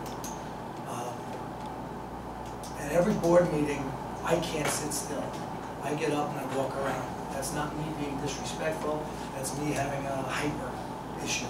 So it never means to be disrespectful when I stand up and I walk around. And I'm only saying this tonight because I know a lot of people are watching on video. Some of you have never been to a meeting before, so you don't know what I'm talking about. All I ask is that, this is my 2nd year now on this board, and when I wanted to be on this board of education, it was for all the positive reasons, and that continues to be. The negative people that are out there, I just hope that people stand up to those people. Again, be an upstander, don't be a bystander. And I welcome anyone out there. If you have a question about anything, if you question anything, any stance I take, please call me up. My cell phone number is out there. I'll answer the phone and I will talk with you. I'll meet with you anywhere, discuss any issue. Because I want Connetquot to improve. I want Connetquot to go in the right direction. So when people talk negatively, tell them, stop talking negative, go to the person. There's not one person up here that you can't get in touch with, sit down and have a normal adult conversation. So that's all I ask. Those of you that are watching on video, those of you that are here, please continue to come. Great issues were brought up tonight, all right? Positive, let's be positive and do the right thing. That's all I ask, so thank you for coming tonight. We are moving on to our 2nd public comment. So everything that I said before is still in place. It's 30 minutes from when this young lady starts to talk, and we have 30 minutes total. You get 3 minutes while you're up there. You can only engage, only the person up there can engage with board president, and then we'll see if anyone else wants to get involved. So are we ready? Go. First of all, I just wanted to find out if anything was done about the regions. Have you guys discussed that, brought it up about taking it out of the overall score as 20%? Before you answer, I just want to go through all my questions so I can get my 3 minutes in. Wanted to see if the baseball decision has been made. Also, Craig, I wanted to make a comment directly to you. You said how 40 minutes has always been done that way. And you're right, it's always been a lunchtime for 40 minutes. But we didn't always have the stress of Common Core and such focus on annotating poetry and things like that before. So these kids are so stressed out. So although we've always had 40-minute lunches, we've never had it so crazy stressful. So I think they do need that time to decompress. And I don't have. I would love to have an hour and a right. half. I agree. So I just wanted to say that's why it's different now than it was then. Also, there was sidewalks brought up at Slocum, and I know the board voted it down. I found out some information though that the town only does that. They do it this school district here, this school district there, next year, that school district there. And I know now Cherokee was talking about some issues at their school and the busing and safety. So I really urge you guys, if it's brought up again and the town of Islip comes back to you guys and says, okay, we will do the sidewalks. We had $21 million. I don't know if you tightened up the number, but I'm going to go with $21 million. We could have spent $33,000 for sidewalks for safety for kids. And I know now Cherokee is now bringing that up. So I urge you guys to think about that. And finally, the drug program, I did see that as well. I was there at the last forum, and I agree with Nick.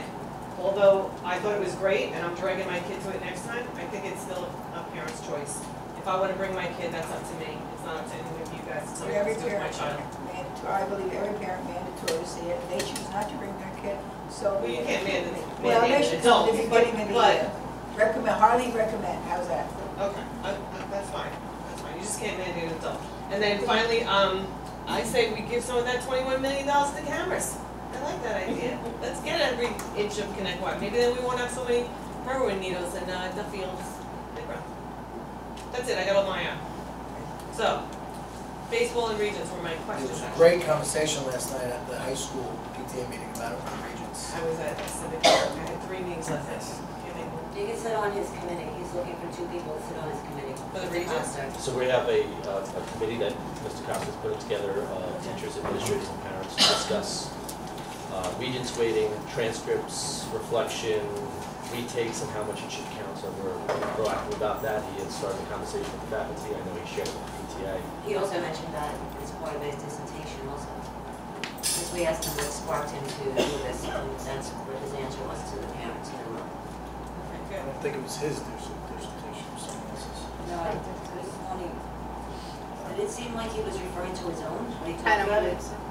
Huh? I don't believe so. I think he referenced Huntington Yes. Oh, that's what it was? superintendent. Okay, I thought he was referencing his own. Okay. All right, so that's the regions. Good. So you guys going to start talking about taking that 20% out? It's gotta come from the site-based thing. Right. But which I don't get though. I thought you guys make the decision. I don't know how site-based makes a decision on. Well, it's a committee. Grade It's not a site-based committee. It's a committee of teachers, administrators, parents that are going to discuss. That's better than, all right, than when if you originally had said site-based. It's a high school, but we've also asked middle school folks to sit on it because there are regents exams in middle school as well. Right. So it should be a district-wide policy. Right. And then baseball, any decision? Not yet. Nothing's been brought forward? Is the investigation closed at least? We'll go forward now? I'm not gonna, it's actually a personnel issue, so we're not going to. And Craig, I just want to say I have degenerative disc disease, so I understand about you getting up and stretching around. You see me walking through the back, I was not the front, so I understand that. And I don't think that's disrespect. Thank you all. Thank you.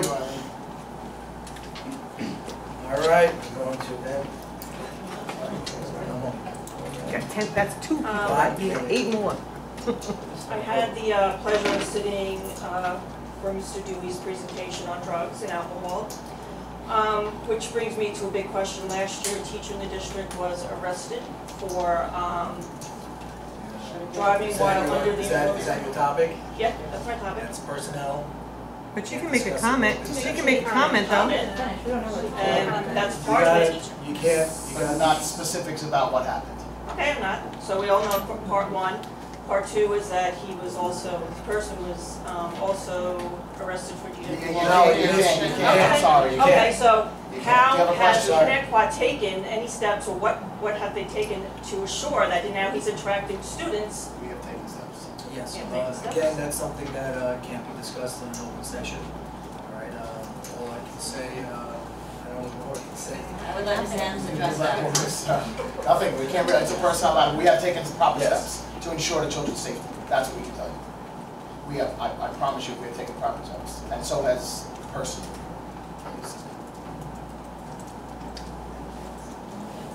Thank you.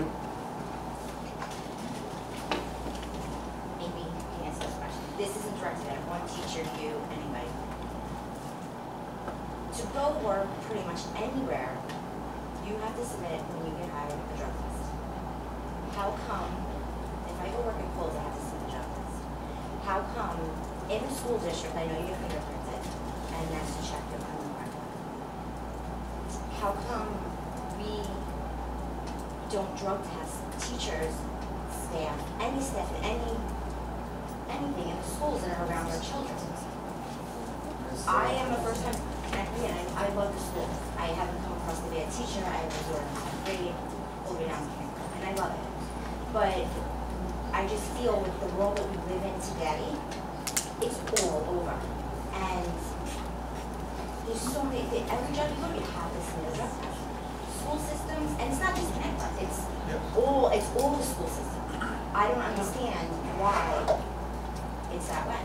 And is there anything us as a community, us as a school district, can set the bar that we hold our children and our teachers to a higher standard than the rest, and we're gonna do what's right for our children and put them in the utmost safety, and they come first before anybody and anything else.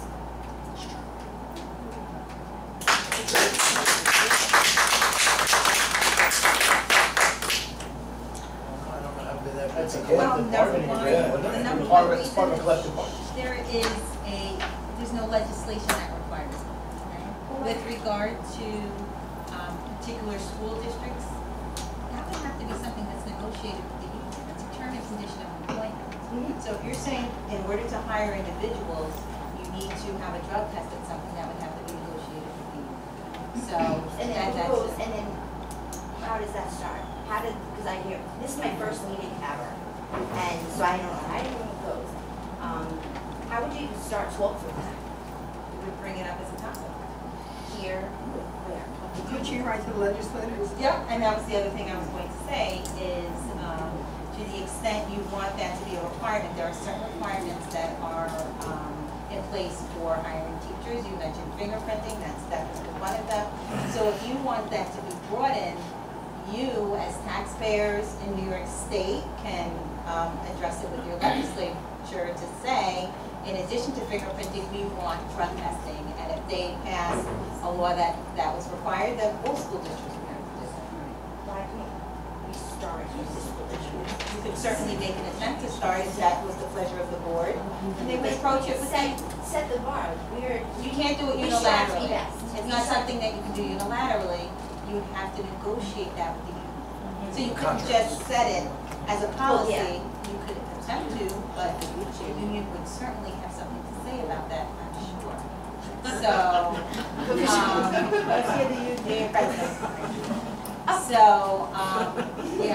that's a discussion that certainly Well, can they be didn't held, say your name. but it would have to be negotiated.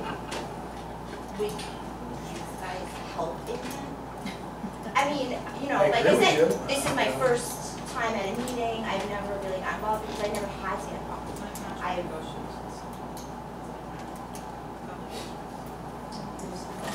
It ends this June. The current contract. But it wouldn't just The one be we the never- teachers, it should be also. Everybody, All everybody units. that's in contact with these children, you're talking about security cameras and how we've reached, well, what goes on inside those schools? What's going on inside that parking lot with a teacher or, A teacher can be Or lunch lady. tested when they're brand new, but then they should choose later on down the line. doing random drug testing. Oh, that's tough. It's not tough. I'm just saying. I can tell you, speaking from experience, only because I am a teacher and I am a union member as well, I don't know any teachers union that's gonna give you that. That being said, I'm not against it. I don't do drugs. I'm willing to submit to a drug test at any moment, any given time. But the best place to approach that would be for legislators. The way to get it done is if it's unilateral pass. It's the only way it's going to happen at any level, from any group. No, I don't know any teachers union that's going to step up, or any union for that matter, and just voluntarily give you drug testing. Why does it have to be Is there drug testing now? Is there drug testing in the schools now? This is just a, so. No. No, but we have drug So testing. teachers are not, kids. no, teachers are not. No, teachers. Teachers are not required, if you think someone is Transportation. well, because that's from the DOT, that's not exclusive. Yeah, it was passed by, it was a law. Yeah, it's a law, right. And that's how it got done. So teachers are never submitted, so if you think a teacher is drunk in class, doing drugs, there's nothing in place to prove that your suspicions are right, or say that they're not right. No, but once again, the topic you bring up is definitely So then how very can you ensure important. us that the teacher, my child is safe in that school? That teacher has done everything that they're supposed to do and continues to do if there's no drug testing? Lisa should answer that question. All of our jobs. How do we know? Do you want me to answer this question? I think you should, Lisa. But with your microphone on, please. You know, some of those questions are very difficult and they're case specific. So it really becomes difficult to know whether it's appropriate to drug test. There are laws that are in place that allow it when there's a reasonable suspicion, so that can happen. But other than that, it's really case specific. The random drug testing, once again, that is something that would have to be agreed to by the I'm talking about today. I could go to my daughter's school tomorrow or my nephew's school. I could go in their classroom. I have been touched by addiction. I raised my two nephews. Okay? So I know the signs.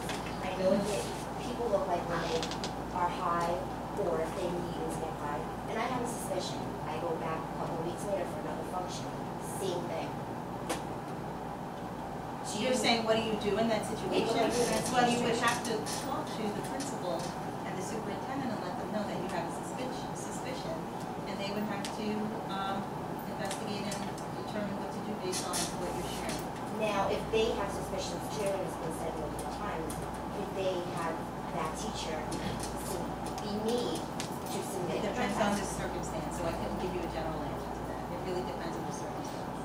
I'm saying that there's more than me saying it. There's other teachers and there's a principal. You're not answering the question. I can't answer the question Either you without. make them submit to a drug test if there's multiple people saying that they're suspicious of him or her on some kind of substance. Either they can and will have to submit, or they won't. It depends on the facts. I don't know what suspicion means. I don't know how you define it versus how an administrator would define Well, it. what if I go to administrator and I go to my principal and he has the same suspicions?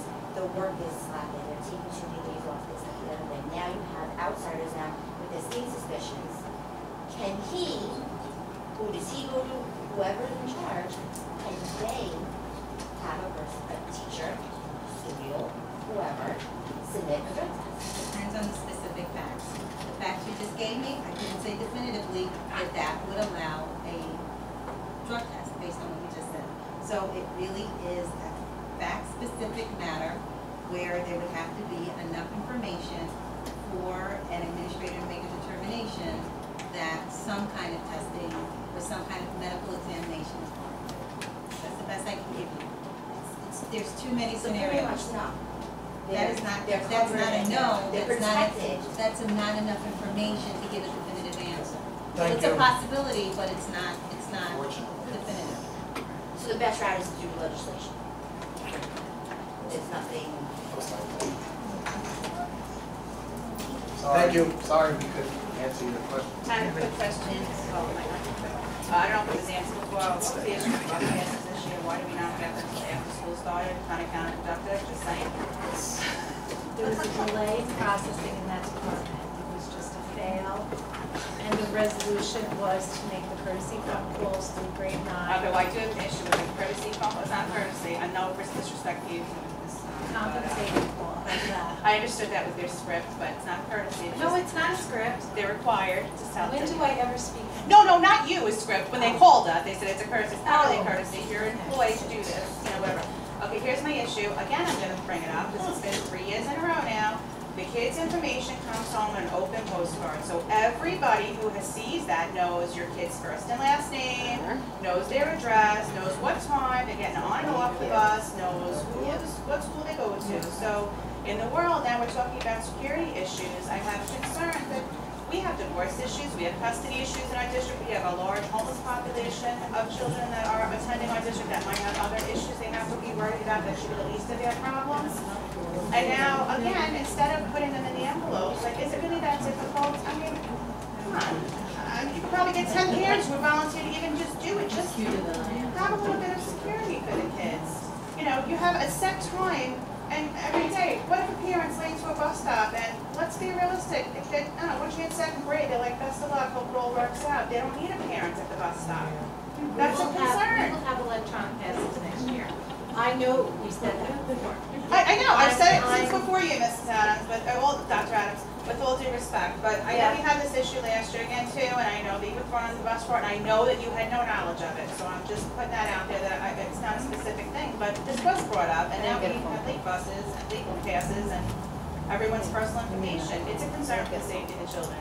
I'm not crazy, but you're right. It's something to think about. The other thing, is it possible to submit a capital gains project to the school? How could I do that? Capital gains, you mean a capital project? Well, a capital project, not capital gains. I think there's something else before. They have these, I'm sure you've seen them, especially, I think, they probably have them in D-State. These water fountains now, they're awesome. No mouth on the fountain, which totally grosses me. I call it the mono fountain. Especially, with the little ones, especially, it would be a great idea if it's something that we, especially since we're having all these water issues anyway. If it's going to cost us to fix it, maybe we can just upgrade it and fix it into something that would be more eco-friendly. So maybe we can get a green rebate on that. Yeah, we've already begun to talk about that and put it in the budget cycle for next year. Awesome, thank you so much, I appreciate it. Thank you.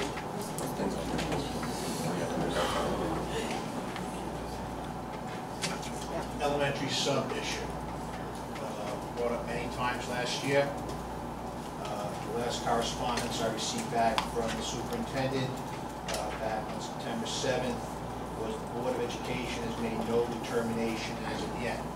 My question still is out there. What are we doing on the elementary level to cover classes rather than taking services away from kids?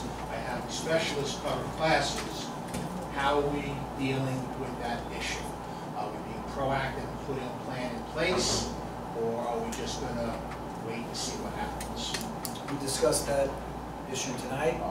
Mr. Nucci will be contacting you to discuss it. Thank you.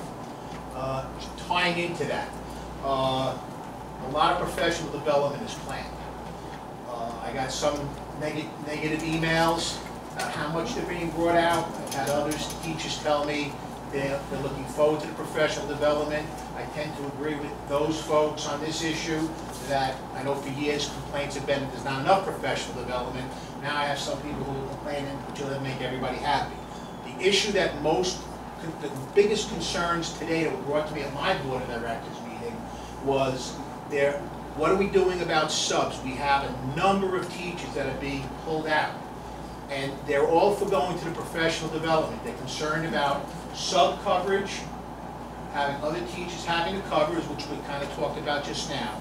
But what they're really concerned about is taking the time preparing emergency lesson plans. And as what happened last year, they would either get stopped at the door when they were leaving to go and told they have to stay and miss it because there's not enough subs, or they would actually get there to CO and then have to get back in their car and go back to their classroom.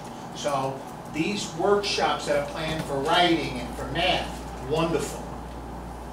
How are we covering the classes? Are we assuring the teachers that there's going to definitely be coverage and that they're not going to be in a situation where they get in their car, drive here, and then have to drive back after already making emergency lesson plans? Are we assuring them there's going to be coverage? So I would love to say that 100% yes. But what we have done this year is we have created a joint calendar with all the professional development for the entire year. We've notified our subservice.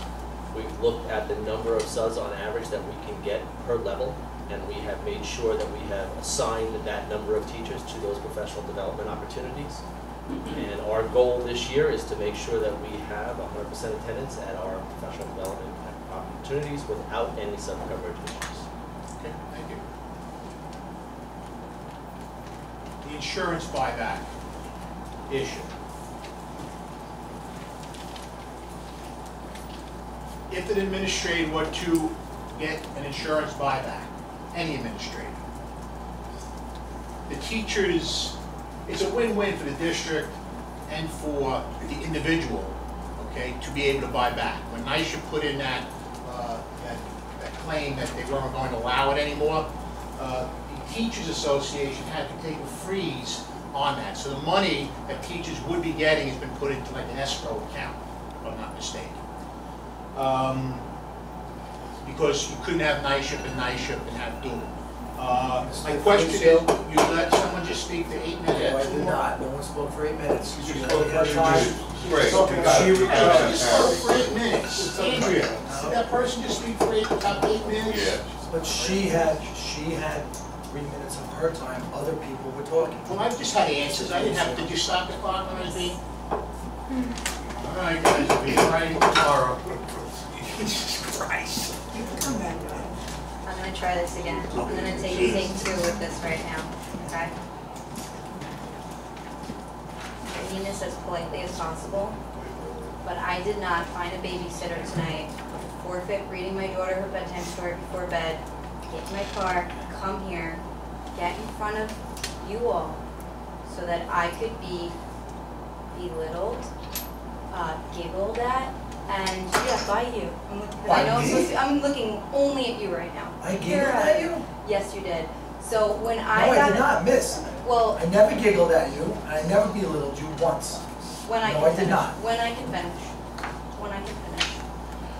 I've never been to one of these meetings before, but something like this isn't my first rodeo. So I got up here, I was the first one to get up here, and I was bringing up something that was very important to me. I have a little girl in 1st grade. As my friend brought up earlier, the same thing with her daughter, mid-kindergarten, she was done. She was crying every day about going to school. She loved her teacher, she loved her bus driver, but she was done. So when I'm here now, it's the beginning of the year, and I'm talking to you about something I think is important, because can I ask you how long your lunch period is? How long do you get for lunch at your workday? If you don't mind, if you could answer that. Okay, so whatever. I would answer any question. I'd be happy to answer any question. That was the only question. But you started with an allegation that's false. When I was very happy. when I even said, wait, let me speak, please. But I have 3 minutes. She'll stop the time. I was very happy to see your face tonight. I even said, right, you're a new face. I don't know why you would say that. I thought your issue was great. I don't know why you said I giggled at you. It didn't come off that way. Because when see? Yeah. But no, don't look at each other and laugh, because I'm not laughing. I'm not laughing. I'm talking I'm not even to you. talking Yes. to you. You accused me of giggling at you. Well, I let me never explain giggled at you. why. You're Well, not- why? When did I giggle at you? You know what, there's a video that's gonna come out. Yes. I was very happy you came tonight. I love your issue. I'm very sorry you feel that way. If I could explain I that. have 50 minutes at my job for lunch. Department of Labor says 30, for the record. The 2 15-minute breaks.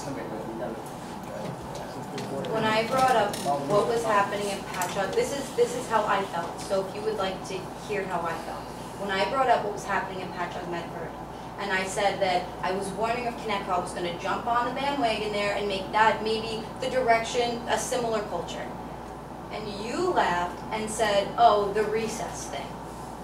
And maybe that's not how you meant to come off, but I felt belittled. And I felt that the issue that I revolved my whole night around was put down. It's important to me. And then I asked a few times how something like this could get started. And then another mom asked, and then another mom asked, and each time we were told it takes time, and it starts with this, but there was nothing where it starts. So I'm asking because I don't care, I apologize if that's not how you meant to come off, but it's how you came off because other people interpret it that way too.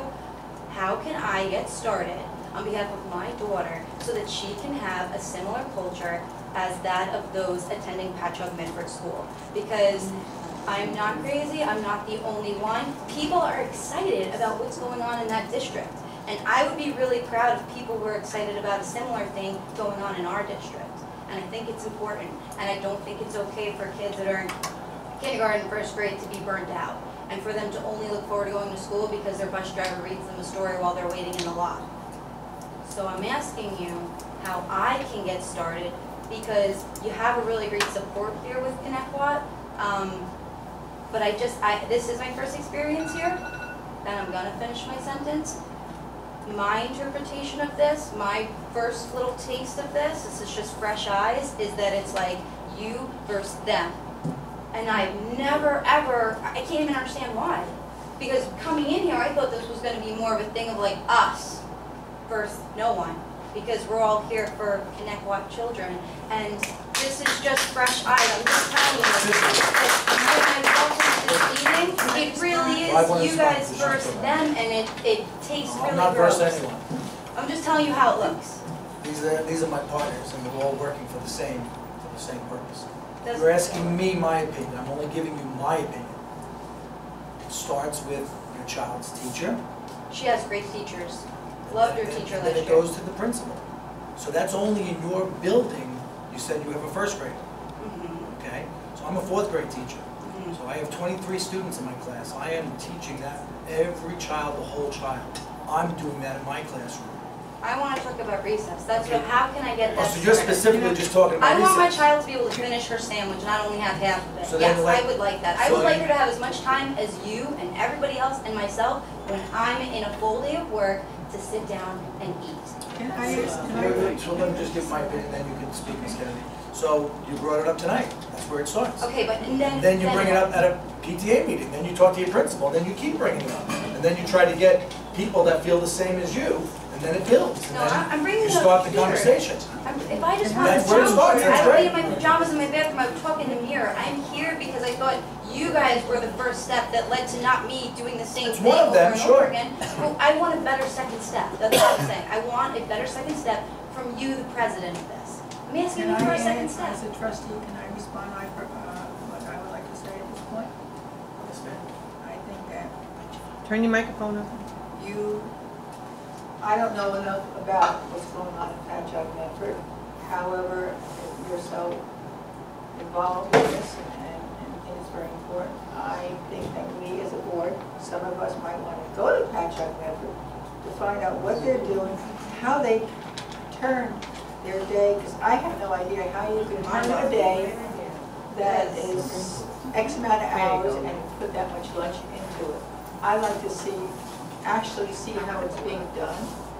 You know, I don't want to help your kid and then also hurt your child at the same time. So, you know, in order to be honest and fair, I think that we as a board should look into this. We as a board should understand what they took away in order to give them something and what, you know, and how they benefit, and maybe we could extend that. I'm not promising anything. I'm only trying to educate myself. How that possibly could be extended, not for an 80-minute lunch, but maybe for a 50-minute lunch. Now, there are ways of looking at this, and I think that you're so passionate, and I think you have followers that are passionate, and I think it is our right to have to look into it. So that's the beginning, and we just did it.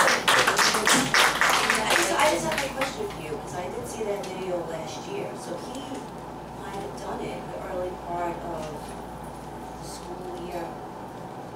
So I've seen that video, but I'm saying it was maybe January, February of last year. So I think that it's incorrect to say that took implemented 2 years. Because it was. Well, he was talking about, I saw that video, so that video is not recent. I want to say that video maybe even close to a year old. So they were talking about the things that they already did and things he was projecting to do in the district. So I don't know if he fully implemented his plan, but he did initiate the plan.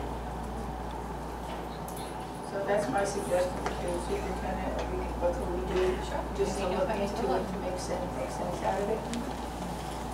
How do I follow up about this then? You can call me, email me, and it's something that we're going to discuss at our academic cabinet, which happens the day after a board meeting, which is tomorrow. So it's something that we're going to bring up as a discussion item right then and there. We've visited pilots before. We've been to other school districts that were doing exceptional things. We looked at the math program in various different school districts. We've looked at the literacy program in different school districts.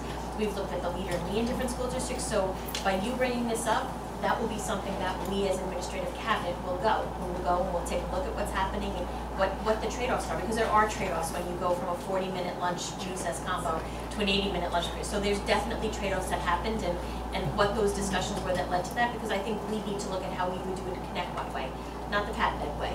So definitely having that conversation with Dr. Hines, who I happen to know very well as bringing some people over to take a look at what's going on in the district with that. I'm not saying I want to be like Patrick Medford. I'm not saying it has to be 40 minutes for. I'm just saying I wish I heard more of an undertone about knowing more about the psychology of the younger elementary school children and how they learn and how, like it's been said, it's not about the quantity of time, but the quality of time that they're sitting there and learning. And that's all I'm saying. And if I'm coming off a little fired, we're not talking about, Republican, we're talking about my daughter, and we're talking about the next 12 years of her life in the school. So I like to get an answer like that, where somebody says, this is something that we're going to look into, and this is how we're going to look into it, and then you can touch base with her. And maybe there's a committee that can be formed, but I will be here again and again and again and again for 12 years, because this is my little girl that we're talking about. So just give me a little something more when I come. I need more. I can't just have that you gotta keep talking about this, because I've heard many times that these meetings are kind of a soundboard, and I don't like saying the same thing over and over again. And you know what the rumor is? That not a lot of stuff gets done. People just kind of get frustrated. So maybe the people that you think are being bullies are just people that are frustrated. Maybe that's it. Because again, like you said, we're all here for the same reason. We're all here for the kids. So you don't come off as a bully to me at all, but I can see what it'd be like on this side just to be frustrated. That's all I'm saying. Thank you.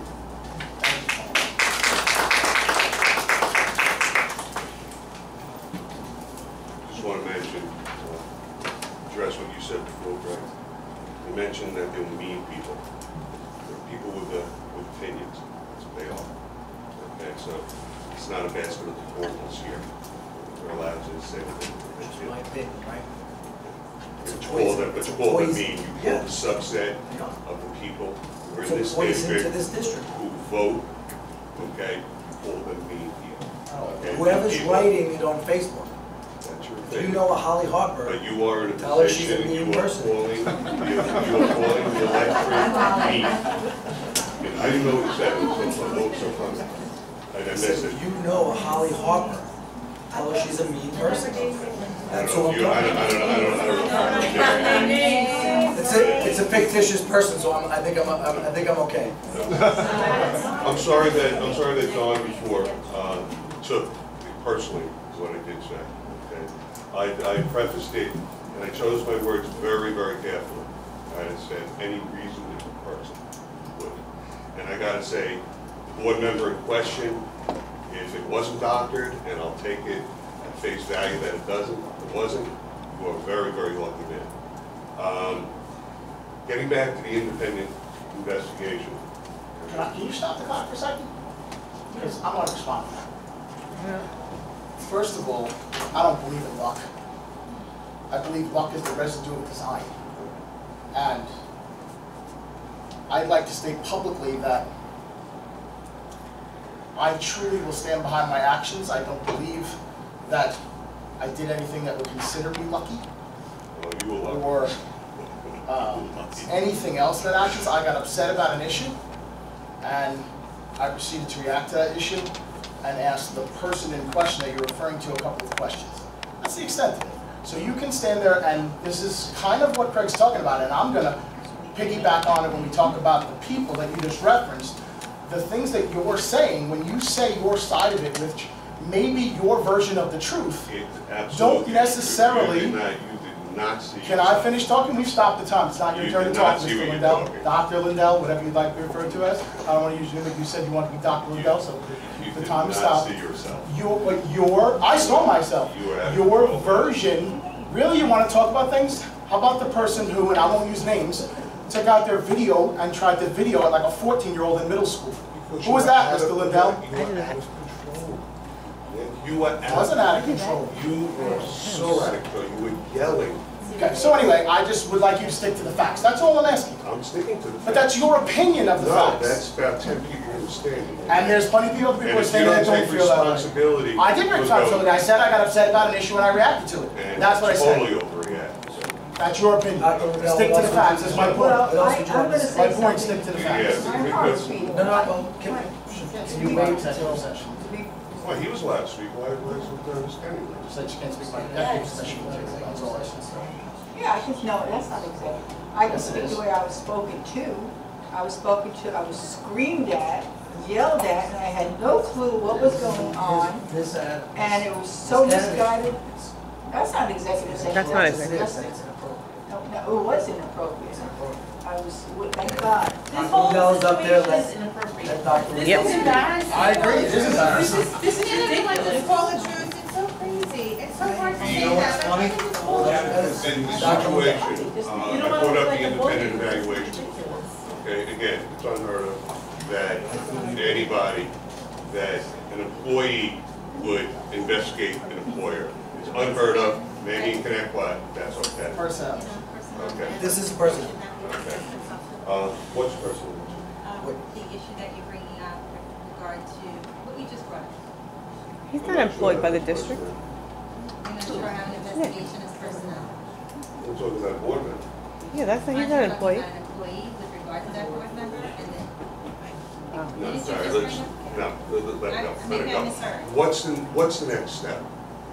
As far as after this investigation is done, a number of individuals are going to be, are being interviewed.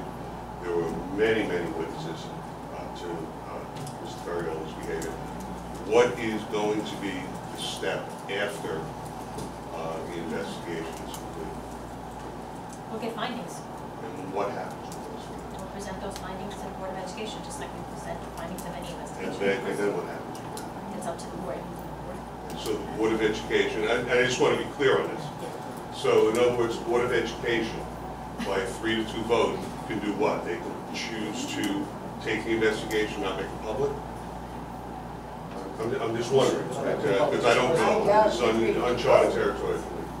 I doubt it would be as much as you go. It would be I'm guessing it would be a 2-2 vote, it couldn't be a 3-2 vote.